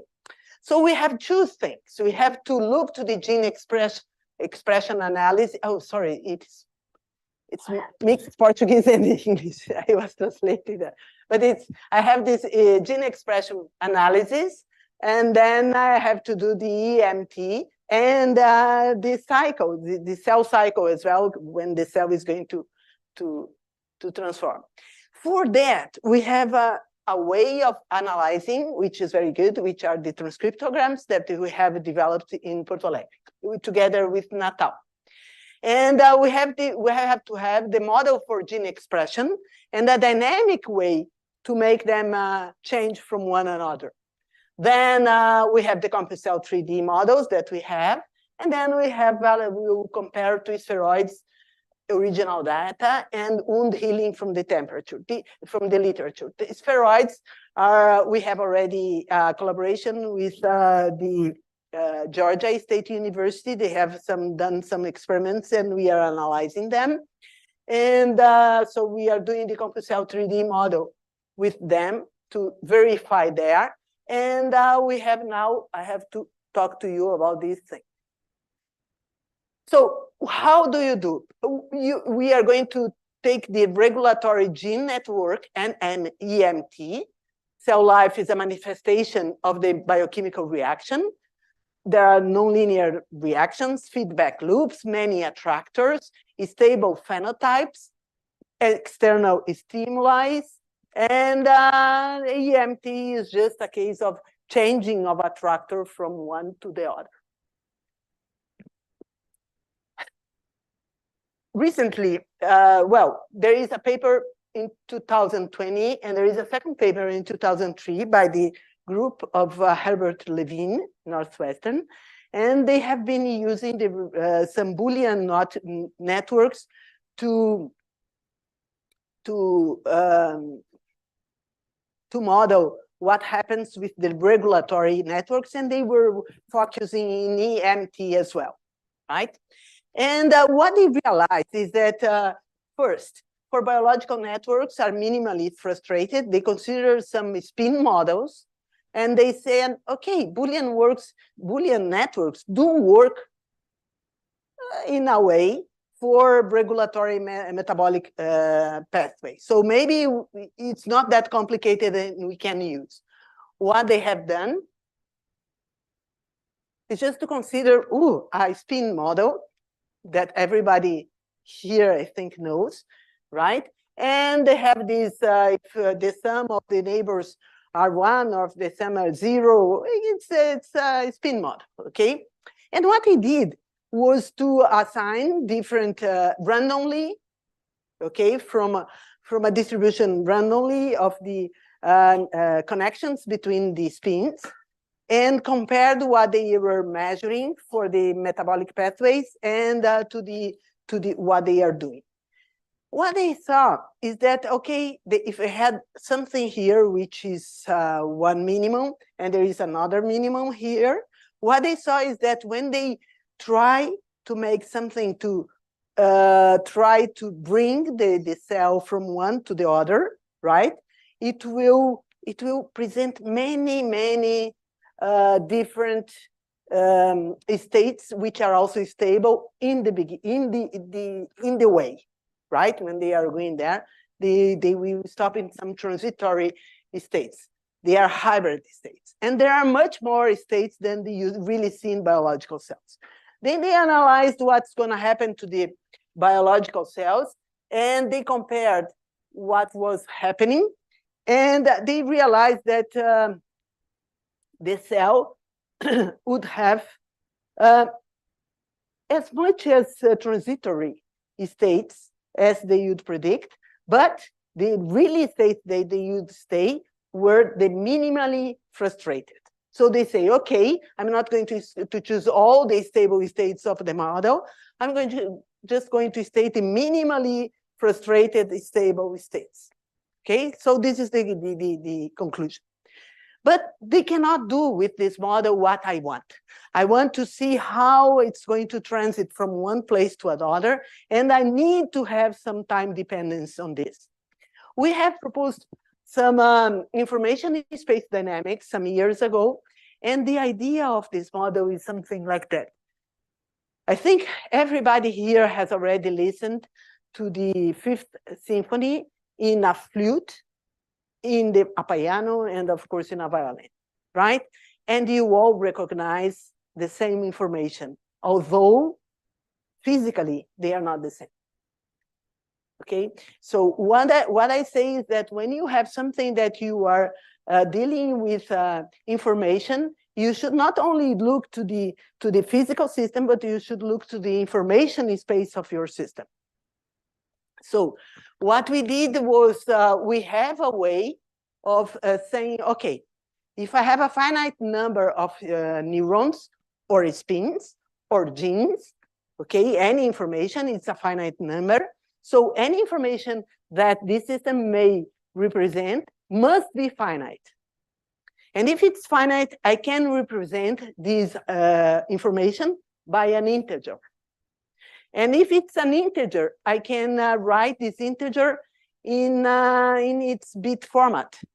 So if it's bit format, what I have is that the information space is a hypercube of a very huge information, but it's a hypercube.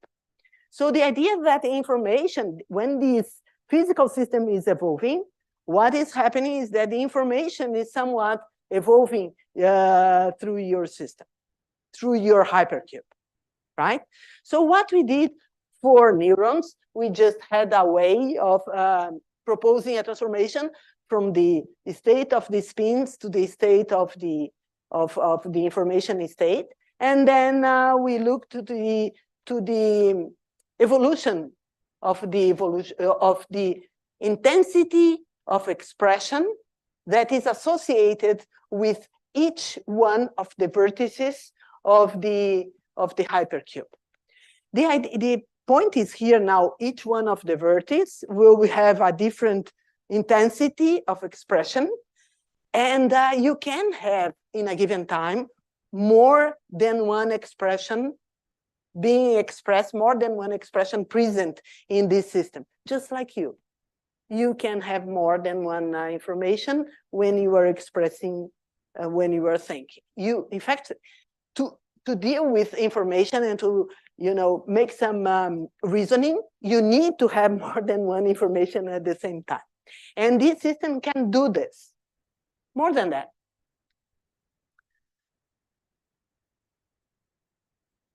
We have assumed that the simplest thing that we could think, which is it's a logistic map. If you look for each one of the system, you have a logistic map, and the constant, the lambda before the equation, is something that also depends on time.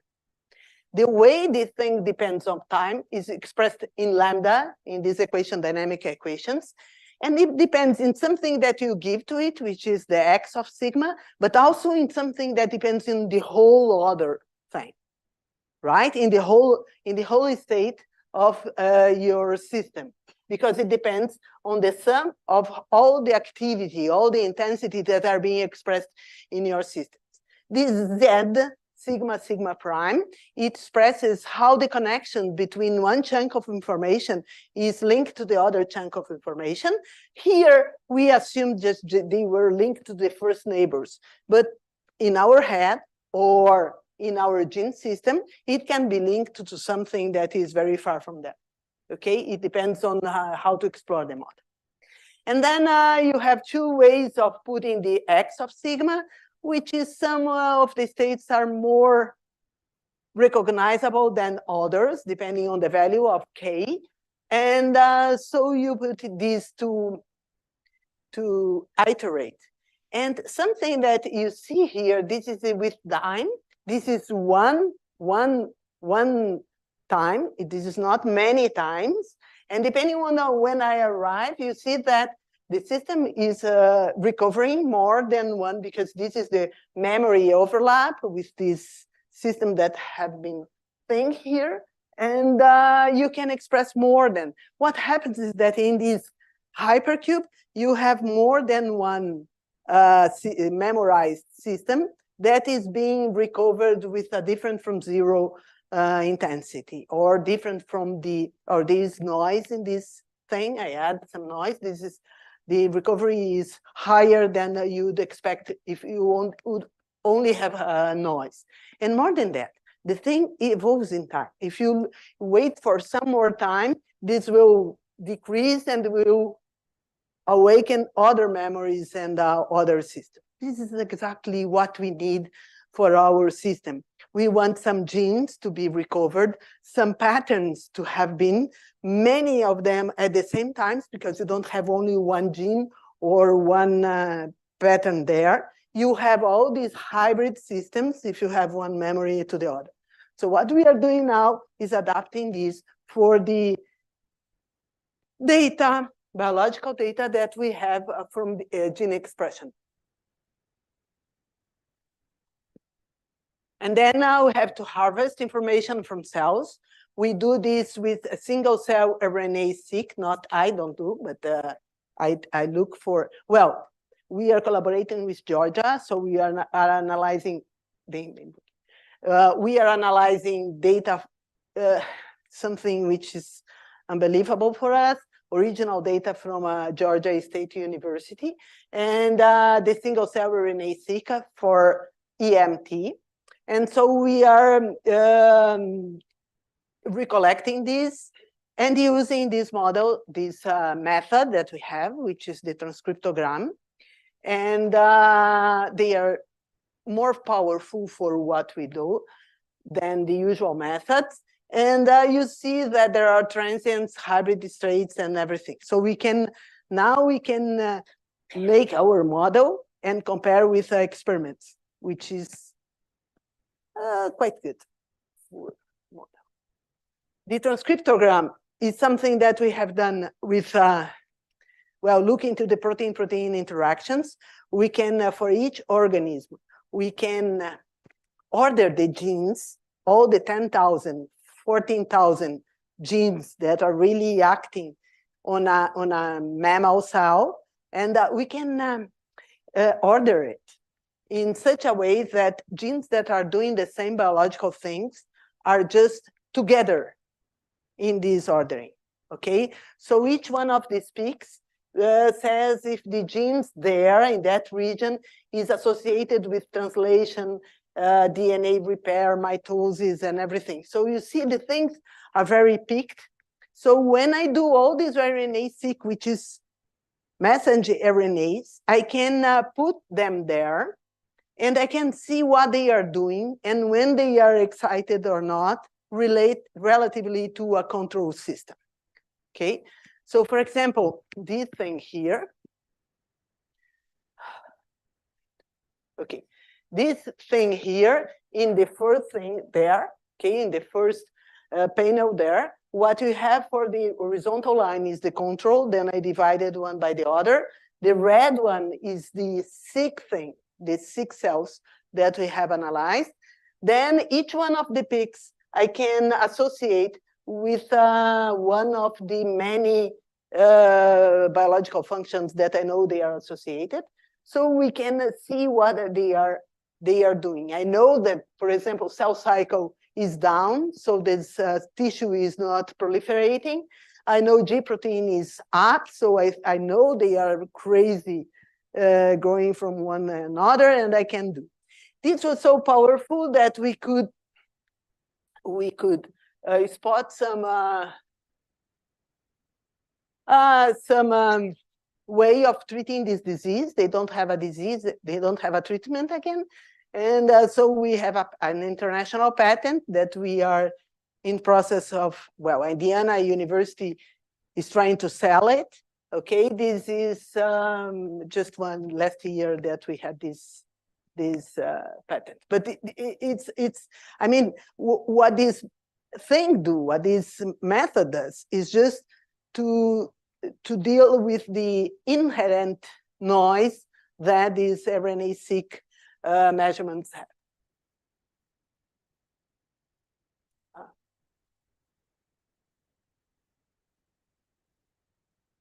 So what we have, the project is the metabolic pathways and EMT. So we have this epithelium, which is passive.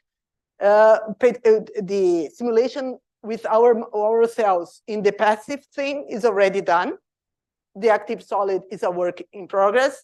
And the things that we should look is intercalation, growth, apoptosis, etc., that we are doing now. Then in mesenchymal cells, for the isolated migration is ready. We have already done. We have just one further step to do with E. Jiang's lab in Georgia State Laboratory, but it's really all measured. Then what we have to do is the collective migration. And this step is already there. So for the mesenchymal cells, it's almost everything ready. So we don't have still the cell-cell adhesion to make them migrate together, which is really in the transition of the epithelium and mesenchymal. And the cell-cell signaling, although we have already the point in this thing, which is I think in the cells. So you see there is a gradient here, and now the gradient will change, and then the cell will start to do there. So we can in gradient direct the cell. So we have almost all the pillars for doing this.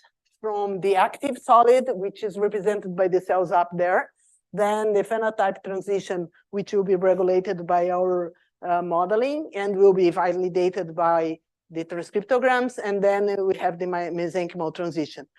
Because they are going to proliferate, then we'll have to make the inverse, but this is for the other project. And then the vision and potential possibilities. Well, you have digital twins with precision, personalized medicine. You have therapy and drugs, and you have tissue engineering. I'd like to stress that this is really a multidisciplinary thing.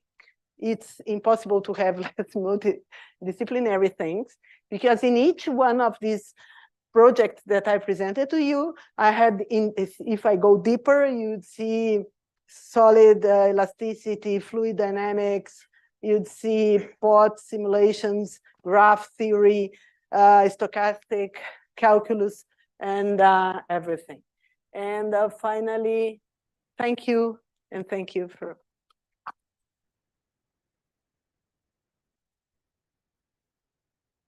And we need people to help. Okay, thank you, Rita. Now, people will have time for some questions. Please, Professor. A comment and a question. finally find somebody that also mixes languages in the presentation. It also Okay, happened to me. Thank you. Now, I just didn't follow exactly what is the driving force for this kind of swimming that you have for your molecules. In your pot model. The first part, yeah. Okay. This is first, the energy comes from ATP, right? This is an active thing. It's not a passive thing. So you are burning ATP there, and then so it comes. The modeling of the polymerization of actin is something that it spends actin, but you have something which you have a different environment in the tip of the polymer and in the rear of the polymer. So it's much it's the probability that will something that will grow here is much higher, and the probability that then it will lose, and here it will lose all these things. So it's a thread milling, it's something. The front is different from the rear, yeah, and also the environment. Okay, they are asymmetric. Okay, yeah. Any other question? I do have one. If I understood, you want to model or include in the model a change in a pattern of gene expression. Yes. To do that, do you try to do a real realistic representation or just a minimal representation of the genes? Yeah. Well, I cannot do the real from everything because it's then okay. So we are building and adapting still the theoretical model. Okay, so we can deal with 30 or 40 genes, which cannot. You don't have to have 40 genes. You can look at them with transcription factors, and if you have 40 transcription factors, this is a realistic number for the metabolic pathways. And the idea is when I do more or less the dynamics of this, then I will change the parameters of the model that will change the phenotype from epithelium to mesenchymal. This is the idea. Okay, but we are still in the beginning of this.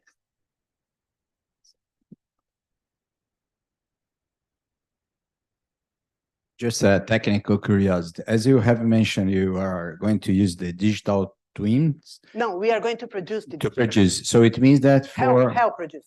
For your applications in future, you can do this process in a metaverse, for example. This is the idea. That's the idea. This is the idea. And the idea is that each one is going to have a digital twin. It's not only one, it's not a human genome. It's your genome that's going to be, not your, but you are not going to be sick. But anyway, yeah, you understood. Okay, thank you. Roberto? Regarding the asymmetry between here and front, the films that you show, there is some changes in the movement, so that that part can also change from here to It's completely random. randomly. Yeah, it's completely random. It's all the time you are creating some new lamellipodium, and because when you have more, a larger surface of lamellipodium, you have a larger probability, but you have a target volume of possible lamellipodium. So when you increase one side, you decrease the probability that. So you have this a lot. LEGI. It's local excitation and global inhibition, which is a component necessary for the symmetry breaking and all these change of polarizations and directions. Things like that. Any other question? I do have one. Yeah. As far I know, the phenotype of the cells changed a lot the pattern of migration. And the POTS model like that he used for cell, it's how do you implement, for example, the difference to model the migration of cancer cell or a normal cell? Okay. How do you do that? Okay. Can do that. When we did all this migration, just mesenchymal cells, right? For our model of mesenchymal cells, we have different parameters regarding the size of the lamellipodium, the probability, the intensity of all the many parameters that you have.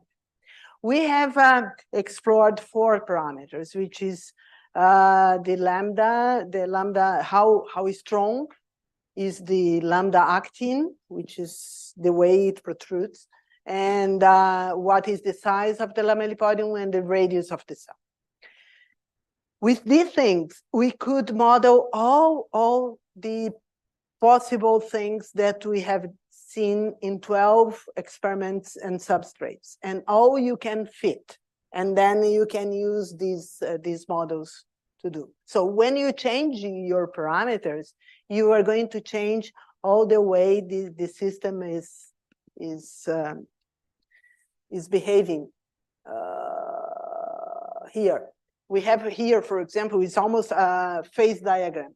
Depending on the two, we fix the size of the cell, and then here we have the phi front, which is the amount of lamellipodium and how strong it goes. And so you have different trajectories, and each of them will have different patterns for the mean square displacement. Then you can model all these cells. The experiments include cancer cells and other cells.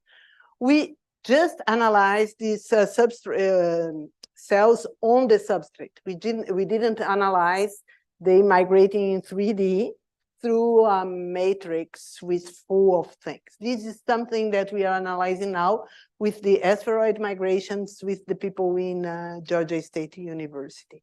And then we are redoing the simulations for this other setup. Okay. Suni, please.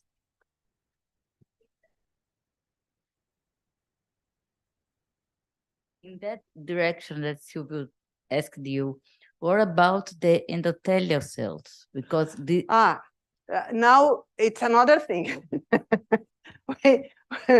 For us, still we have because we are paying attention in epithelial mesenchymal because it has to do with the wound healing, and well, many metastases is like that. The cell must have it starts with an epithelium, which is not the cancer of endothelium, but it's cancer from epithelium.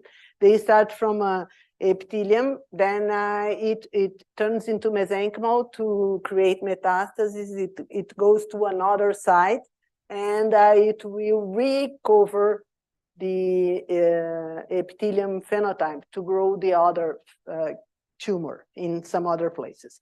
So we are paying attention for this. I don't know what's going to happen to endothelium. I'd like to know.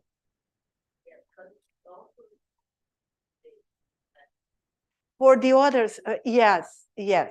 But we are not paying attention for this because, yeah. Oh, yeah, because you have to have the vascularization inside, but it's not yet. Okay. Okay. So let's take Rita again for the next talk. So we will be back in the 35 minutes to the special session and a tribute of Professor Paulo Murilo. Tá bom.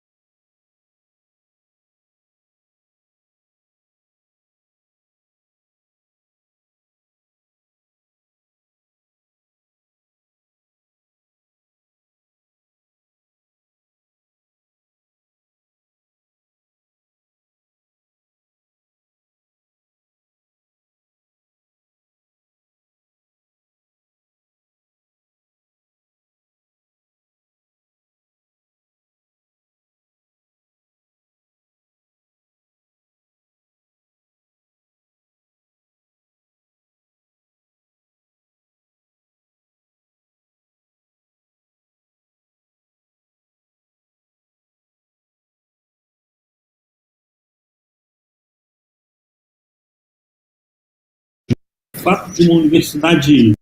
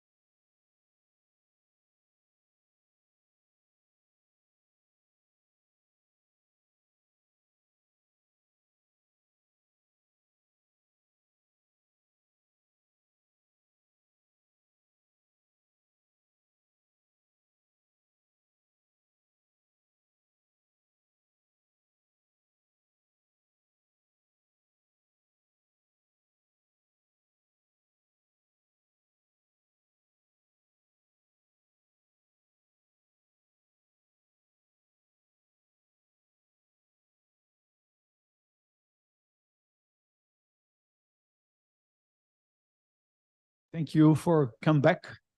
Now we have a special session, a tribute to Professor Paulo Murilo Oliveira, and we will start with Professor Hans Hermans and after Professor Tsallis.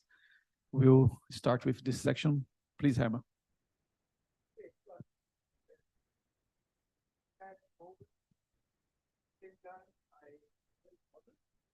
Have this possibility to speak a little bit about our joint friend and colleague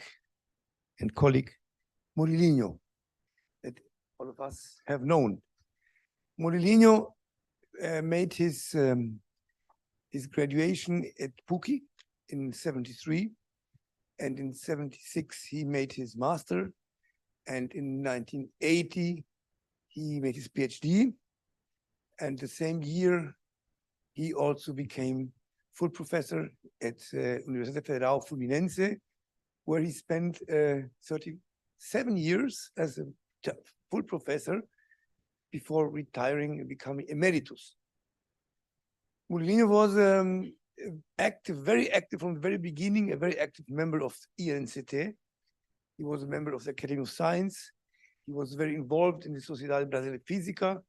And he was a very important personality in the research landscape of Brazil. I met him in '86, and we became very big friends. And over the years, he and Susaninha came many times to Paris, where they spent typically the month of August. And at this time, this was a very productive time because in that sense, Murilinho and Susaninha could escape from their duties of teaching. And this was very good for research.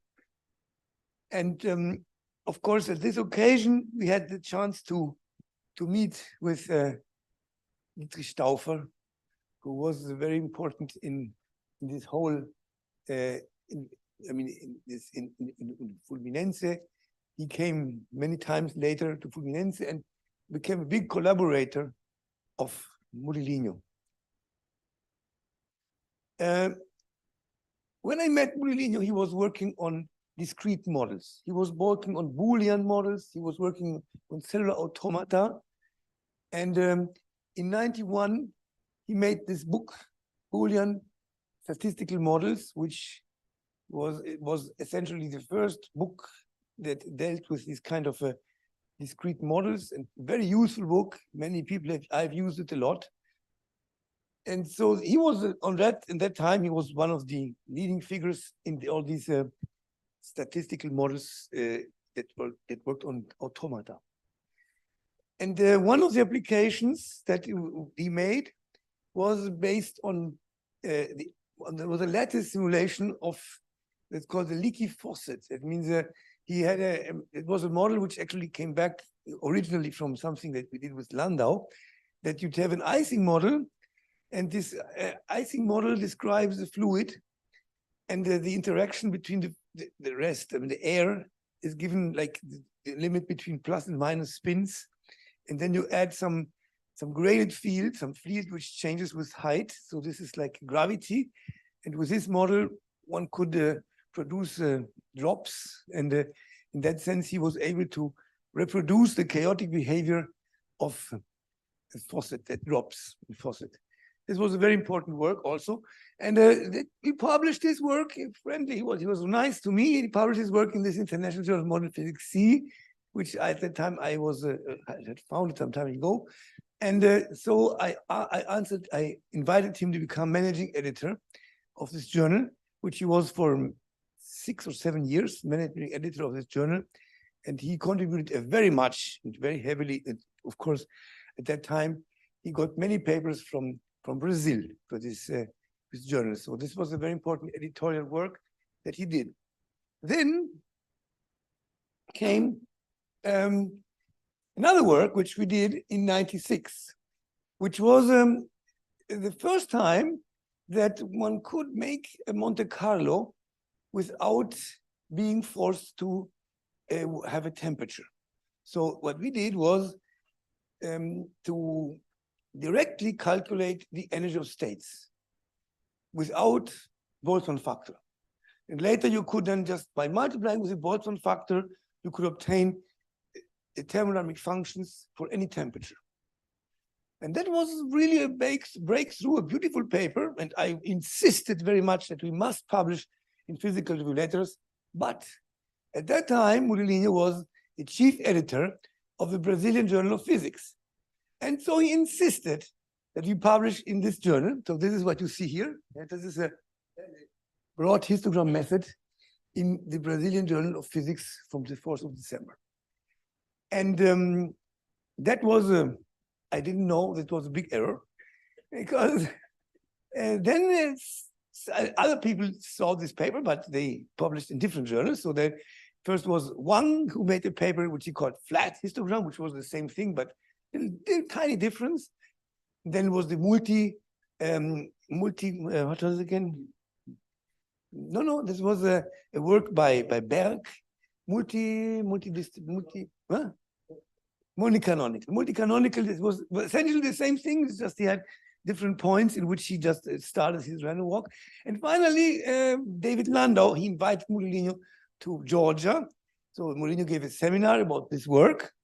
And very few months later, David Landau published in Physical Review Letters what is today called Wang-Landau, which is the same thing, with a little tiny difference, same thing. And today, Wang-Landau is cited thousands of times, at least 20 times more than our paper. So this was unfortunate to us, but okay. But this was typical for Murilinho. I mean, Murilinho was not a guy who was pushing for fame. He was interested in being honest and being correct and making things correctly, and said, if you do a right paper, then it will be cited wherever I publish it. Yeah? This was his character. I mean, he had a very clear, honest opinion, very moral, and he was also a moral person for the Brazilian society. So he had a strong criticism on the numerology of the Comité Assessor, for instance. This was some of the things he hated, and he wrote very strong letters whenever anything was not going the right way. Another thing he hated also was people that had several professor positions at the same time, which is also something which happens sometimes in Brazil. So he was very outspoken in that sense. He was like the conscience, in some sense, of the physics community. Well, anyway, this is a book that I just came out a year ago, which I made with my students. And there you see a page in this book where I have put a picture of Murilinho. Actually, if anybody's interested in the book, I have it here. So you can have a look at it if you want. Oh, it was here. Yeah, it is here, so anybody can look at it. And so there now I corrected the story a little bit, and I put the broad histogram, and at the end I wrote that the corollary of this broad histogram method is the Wang-Landau method. So, but anyway, I mean, it's too late. Of course, it's too late. Murilinho continued to work mainly also with Susanina and with other people in the Fluminense. Here, and this is the classical group. There you see Celia, you see Soares, you see Veit Schwemmle. This was typical shopping. It's a Friday evening in Ufi. You know, but Ufi at that time, it was typical that at Friday night, everybody went out to have a shopping. Eh? So beautiful atmosphere, and the Stauffer became like a permanent guest of Susanina, and spent in their homes and became very productive. And Stauffer, as you remember, maybe he was extremely productive person. He made many, many papers, and so he worked on this. More and more, they started to work on interdisciplinary things, on sociophysics and on finances physics and on questions of evolution. Was this Penner model, and they produced then, I mean, Murilinho and Susanna and Stauffer and also San Martins. They produced several books, you see, biology, sociology, geology, very, very broad, very interdisciplinary. And this other book which they made, which actually originally was called Evolution, War, and Sex, but then the editor-in-chief of the journal of the book series removed the word sex, so it became just Evolution, Money, War, and Computers. So this was activity at the end of the time. It was he working in UFI. Modigliani was always present in all these conferences here. He came always not only to the INST, but he also went to these simulation physics conferences, and of course the Sociedad Brasileira de Física. So this was the last time that he was in this Ouro Preto conference. I have this picture here. Yes, and then I would like now to give you just a flare. De manhã, numa entrevista que eu dei na rádio, a cidade de São Carlos tem essa característica de fazer com que a academia, a universidade, não só essa, como a federal também, chegue à população.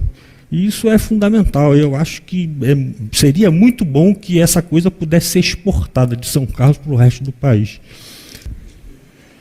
Esse número aqui é um decreto.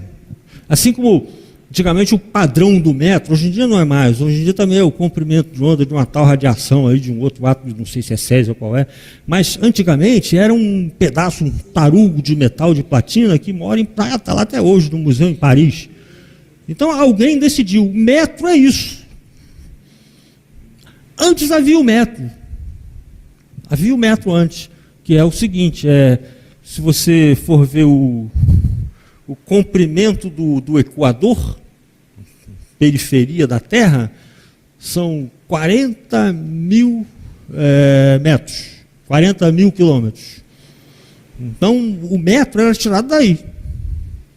Então, tinha uma definição. Antes do tal tarugo de metal de platina lá em Paris, há 500 anos atrás, o metro era a fração do diâmetro do Equador, do diâmetro não, do comprimento do Equador. Então, a tal fração do Equador, era o decreto. O fato de uma universidade nova como a de Lavras e está despontando aí como várias outras. Aliás, eu gostaria de dizer o seguinte, os mineiros são muito espertos. Se você contar o número de universidades federais que tem no estado de Minas, é praticamente o mesmo que o resto do Brasil. Então, os mineiros foram muito espertos, botaram a Universidade Federal em tudo quanto é lugar, em todos os cantos do estado, e eles estão dando certo. Lavras é um exemplo. Eu tenho vários amigos aí, alguns da UF, outros que eu conheci depois em outros lugares, o Fortunato, por exemplo, conheci no CBPE. Mas, enfim, eu gosto muito desse pessoal e estou muito agradecido pelo convite. Espero que vocês gostem do que eu vou falar aí. So this is the idea. He was very engaged in also outreach, and he at the end from 2014 to 17 he worked at the Universidad Federal for America Latina. I mean, he was also engaged in this kind of federal activity. So this is more or less what I want to say. And now I would like to show you also some statements made by Susaninha and made by Jürgen. So let me show you this. Oi, pessoal. É um prazer estar aqui falando com vocês. E eu queria, em primeiríssimo lugar, agradecer muito a essa homenagem que a comissão organizadora está fazendo. Eu fico muito feliz. Eu acho que a maioria de vocês fizeram parte da nossa vida e viam, né, como nós éramos assim, um casal inseparável. Estávamos sempre juntos, fizemos pesquisa juntos. Durante 18 meses de agosto, nós viajamos para Paris, para a École de Physique et Chimie, para fazer pesquisa com o Stauffer e, eventualmente, com o Hans também. Mas a gente deve isso ao Hans Hermann, que está aí na plateia. Mas foi uma experiência muito mais do que maravilhosa. Eu agradeço muito. E eu não gostaria de ficar falando aqui da vida científica do Murilinho, porque eu tenho certeza que muita gente aí já vai fazer isso. Então, vou falar um pouquinho dele, né, da pessoa dele.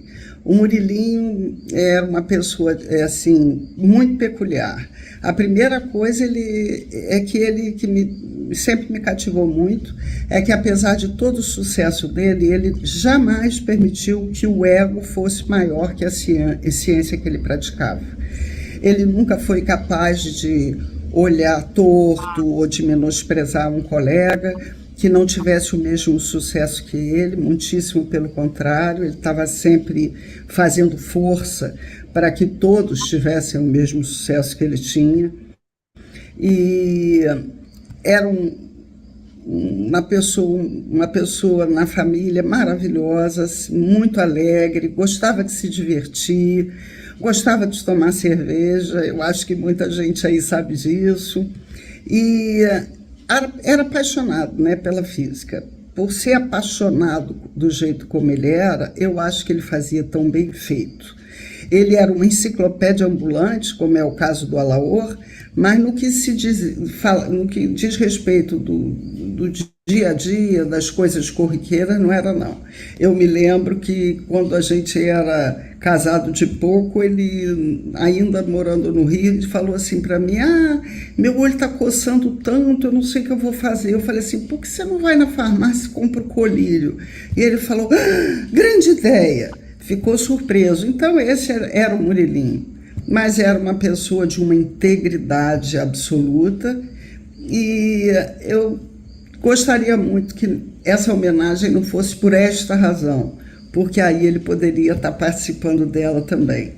Mas eu quero mais uma vez deixar aqui a minha gratidão por essa homenagem para ele e as minhas filhas preciosas, nossas filhas preciosas, nosso neto, vão ver essa gravação e vão ficar muito felizes por isso ter acontecido. Muito obrigada, um grande abraço para todos vocês.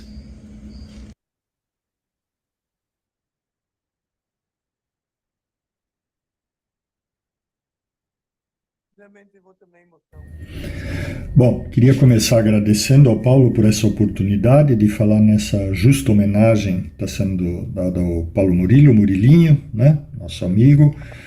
E se eu me lembro bem, a primeira vez que eu vi o Murilinho foi no primeiro encontro de Física da Matéria Condensada, em Cambuquira, 1978, recém-mestre, né, orientado pelo professor Salinas. Eu estava junto com o Carlos Jocói, meu colega de ensino médio, também aluno do Salinas.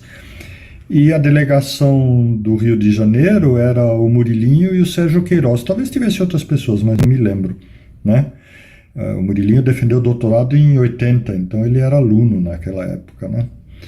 E logo depois ele deu um seminário no Instituto de Física da USP, né? E assim como quando ele falou em Cambuquira, me impressionou muito, né? Assim como ao longo da vida toda, né? Os argumentos claros e tal, né? Simples e muito claros, né? A argumentação dele em física, né? E depois eu fui para Florianópolis, tal, e na UFSC, né? E eu acabei chegando na UF em 1998. Foi quando começou o meu convívio com ele mais diário, digamos assim, né? E aí, quer dizer, claro, antes disso também convivi bastante com ele, mas aí eu pude ter uma noção, né, digamos, mais clara, né, do que era o Murilinho, né, do que foi o Murilinho, né, em discussões do dia a dia e tal. E os argumentos não só em física, né, também em reuniões do departamento, tal, né, ele podia ter até opiniões controversas, às vezes, e defender opiniões controversas, mas os argumentos dele eram difíceis de você se contrapor, né, às vezes você tinha ideias diferentes das dele, né.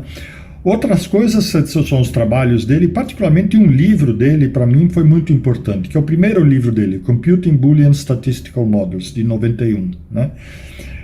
Ele usou aquelas técnicas de operadores booleanos e tal, mais em simulações, mas eu uso até hoje, por exemplo, em cálculos de matriz de transferência e tal, e são muito úteis para mim, né? E depois aqui na UF, né, as vindas do Stauffer, né, enriqueceram muito, né, também. Depois ele conviveu com Stauffer na França, acho que foi o Hans Hermann que, acho não ter certeza, né, que intermediou esses encontros, né? E finalmente, gostaria de citar que ele fez parte de um grupo de amigos nossos, né? Um grupo de amigos muito próximos, né, fora da universidade, de colegas da universidade. Celeste Bechara, Suzaninha e Murilo, Bea e Daniel Stariolo, mais recentemente João Florencio e Bia, e Deise e eu, né? E se eu me lembro bem, a última vez que nós nos encontramos foi que o Murilinho teve presente, né? Foi na apuração da eleição do ano passado, né? E o bom humor, as observações dele foram inesquecíveis, né? Ele não está mais entre nós, mas certamente, né, as tiradas dele, as ideias dele em física vão continuar com a gente para sempre. Um grande abraço a todos e mais uma vez obrigado por essa oportunidade.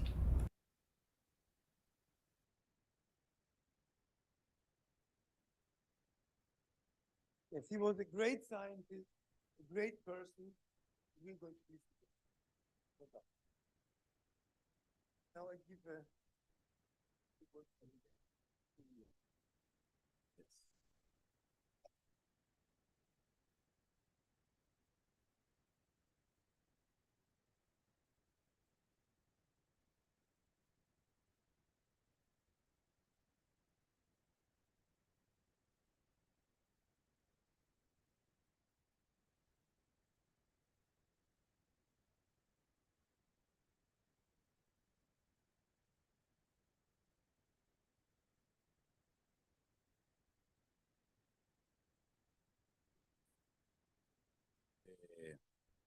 So I would like to say also a few words about Murilinho.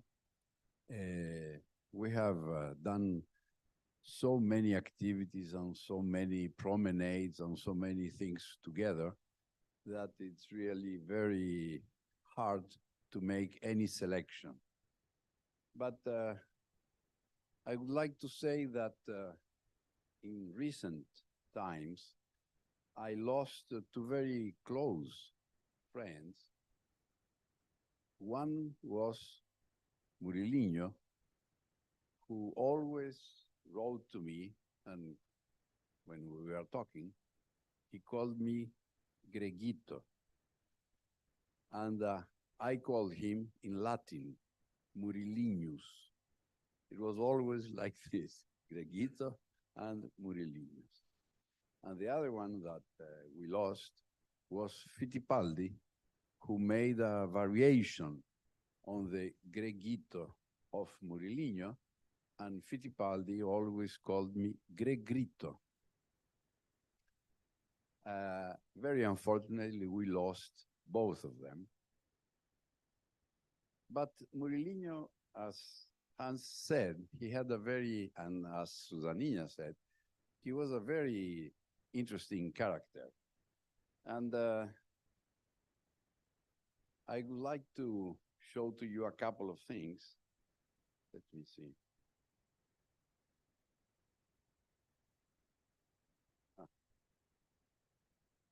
For example, yeah, I think this was the first paper that we did together. It was the time of a renormalization group, and we were analyzing the phase transitions of the Potts ferromagnet on an anisotropic square lattice. This is to say, the coupling constant along X were different than the coupling constants along Y. And Paulo Murillo, he invented a particular cluster, a biased cluster in diagonal, that was very performant for this situation. And that particular cluster was called in my group and more or less everywhere in Brazil that people were working in real space renormalization group, it was called o cluster do Murilinho. So it was very famous, this cluster. It was very performant. And for example, in the thesis, let me see. This is the cluster of Murilinho. And you have it in a higher order here. And as you see, these are planar graphs in 2 dimensions, 1 dimension, 2 dimensions. And inspired by that cluster of Murillo, we did a 3-dimensional version that was known at the time by the name cluster of Luciano. There is a controversy if it was really invented by Luciano or by me in my home, but it was known as the cluster of Luciano. And the cluster of Luciano was a direct child of the cluster of Murillo that you see here. If you take this graph and you put a dot in the center of every cell, a dot here, a dot there, one here and one here, and you cross the dots of these, you obtain a dual graph, which is equal to the one that you see here. It is self-dual graph. And this particular topological property made it very convenient for a lot of situations. So that was one example of the things that we could do with Murillo. This is another example, similar to the other one. And you see this is 84, with the collaboration also of George Sfaheim, that unfortunately he also left us. And here you have another example of the interest of Murillo to transmit to society in general things that are being done in science. So at that time we were working in chaos. That was the thesis of Conceição, where is she? There. And we were invited by Ciencia Hoje to do a review about chaos. And the co-authors are in this room, Tamarit, there, Sergio Canas, there, Murillo, myself, and that one that was mentioned yesterday, he is or he was in Minas Gerais. Another example was that one that involved Ernesto Borges, who is somewhere, he is there, and that one was a rare occasion in which I succeeded to convince Murillo to publish in Physical Review Letters, as Hans mentioned, because he had very strong political convictions, and Physical Review Letters was not on the good side of his convictions. But the genesis of this paper was that there was a time when Murillo liked to say, when you have a strong chaos, relaxation is very quick. It has a finite time of relaxation towards, for example, equilibrium.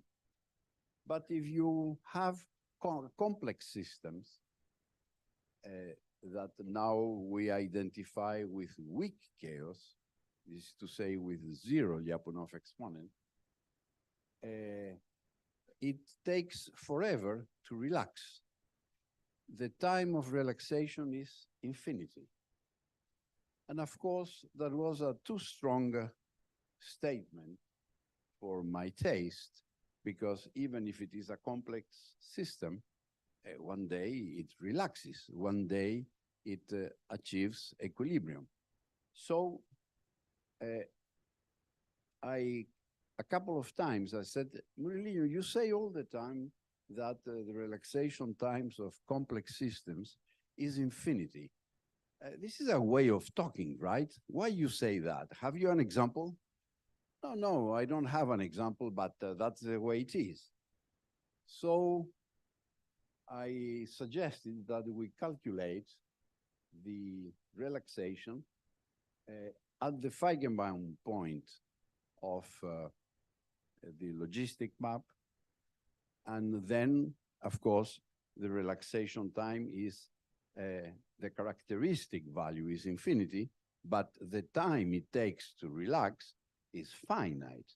It relaxes slowly as a power law, but of course, it has a finite time, if conveniently defined, to relax. So this was accepted a couple of days before Murilinho, Susanina, myself, and maybe somebody else that I don't remember, took the airplane to Bolivia, to Cochabamba. Was it Cochabamba? Yes. And I was very happy that we had succeeded the work that you can see here, and that it was published in Physical Review Letters.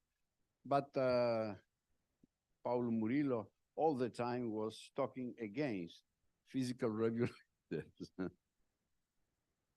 And here you have one example in this paper where the non-additive entropy for the appropriate value of Q shows as a function of time a pronounced overshooting.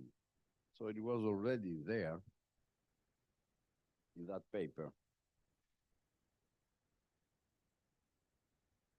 And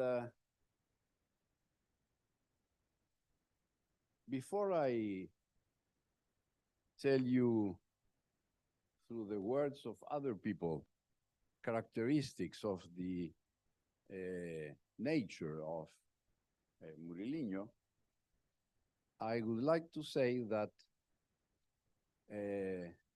when we drank too much beer, always Murilinho would tell me the same thing again and again and again. He has told me that, I don't know, 10 times. You know nothing. You only know how to evaluate the scientific level or the promising scientific level of somebody else. This is the only thing that you know. You know nothing else. And he told me that 10 times, I don't know how many times. But just to tell you, .doc, no, because this is of Microsoft, this is Bill Gates, I will not send it. They should learn, what was the language that we liked? Eh? No.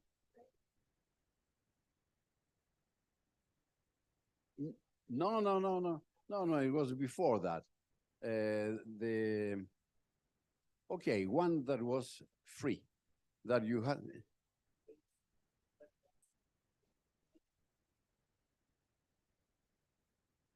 No, it wasn't. Linux, yeah, Linux. That's right. That's the word I was looking for. Linux. They learn Linux. And I was telling him, Murilinho, there are a lot of secretaries and people in Brasilia and everywhere around Brazil know how to write something in Word, in .doc. So I have here two fragments that reflect the character of Murilinho. He would easily give up prejudices. He wouldn't give up his convictions, but he would give easily. He was very open-minded, and he would give up prejudices concerning such or such scientific situation or such and such model. And so let me read you this by Henry David Thoreau in his book, The Life in the Woods, Walden. It is never too late to give up our prejudices, No way of thinking or doing, however ancient, can be trusted without proof. What everybody echoes or in silence passes by as truth today may turn out to be falsehood tomorrow. Mere smoke of opinion, which some had trusted for a cloud that would sprinkle fertilizing rain on their fields. This kind of statements convinced Leo Tolstoy, the writer of Anna Karenina, to send this kind of book of Thoreau to Mahatma Gandhi in India. And we know, and the British Empire knows better than we do, what Mahatma Gandhi did with what he learned from the book of Thoreau. Murilo was that kind of person. And another one is this one, by the extremely good writer, British writer, Bernard Shaw, whom you see here. And he wrote, "The reasonable man adapts himself to the world. The unreasonable one persists in trying to adapt the world to himself. Therefore, all progress depends on the unreasonable man." So the unreasonable man was Murilo. And I would like to show to you the only photograph that I could find in my computer when we went together with Susanina and Marisa to the Pantanal in Mato Grosso, and we were doing promenades on the boats, on the horses, jumping quickly among the crocodiles, which there are a lot of there. And it was an extremely pleasant trip. And well, I would like to finish on this happy scene rather than tell you that, as Hans said, we will certainly miss him very much. Thank you.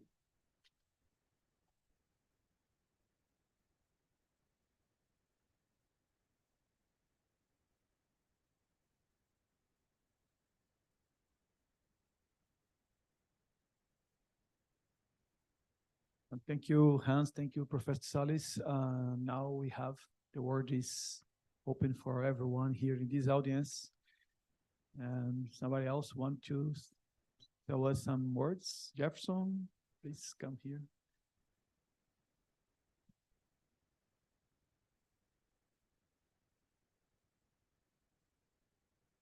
Thank you.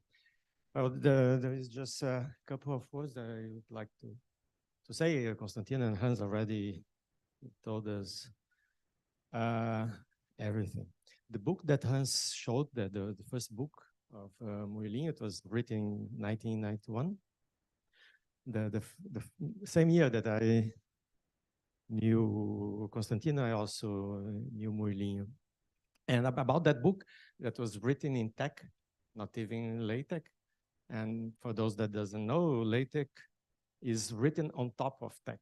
It's just some packages that make our life easy because tech is very difficult. And Murilo, stubborn as he was, he wanted to write the book in tech. And if you look at it, you'll notice that the graphs are very ugly, very bad, because he also wrote the graphs in tech. He refused to use even graphics software.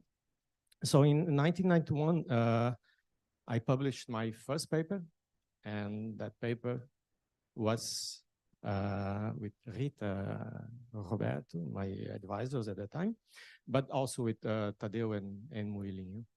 So Murilinho was a long time collaborator of mine, and in the last years we resumed our collaboration.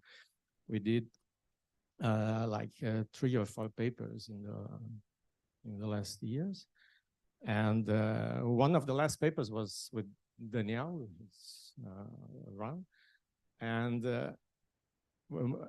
Murilinho was the one that was most enthusiastic about the work, because he published that work, and he started discussing. He wanted to continue. He proposed a lot of variations, and he had much more energy than we had. So just to conclude, I have a lot of pictures at home, pictures from 1990, 1991. We have been together in a conference in Brasilia, and so everybody was very thin and young. And just to conclude, that all the papers that we published in these times were just a byproduct of our friendship. So that's what I will miss the most. Okay, thank you.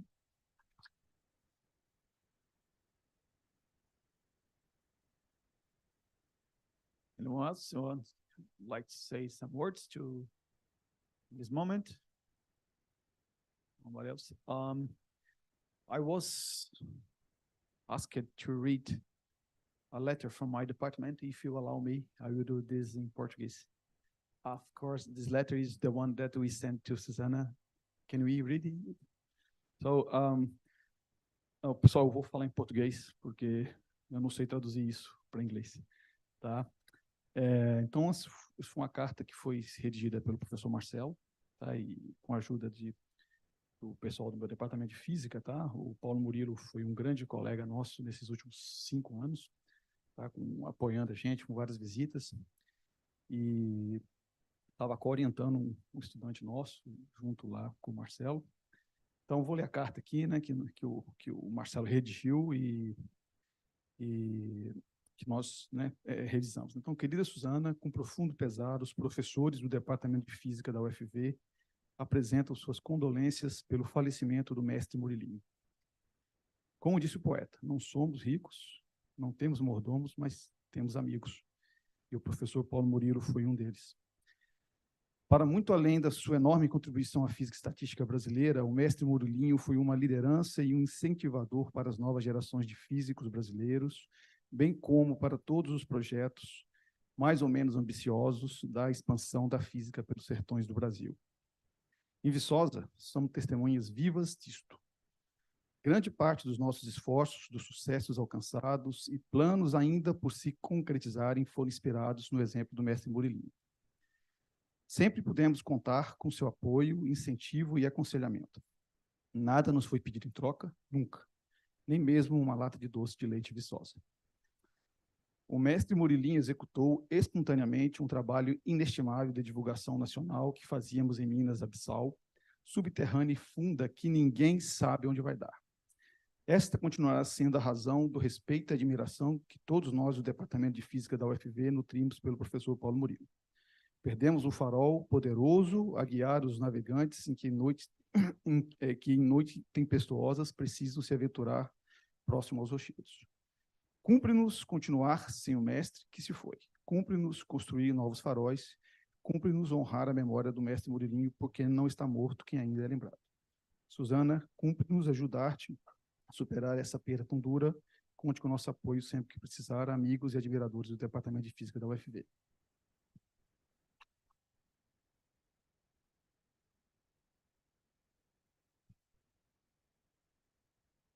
So, now, if there is no more words to be said, I thank you, and tomorrow at 9, we start again.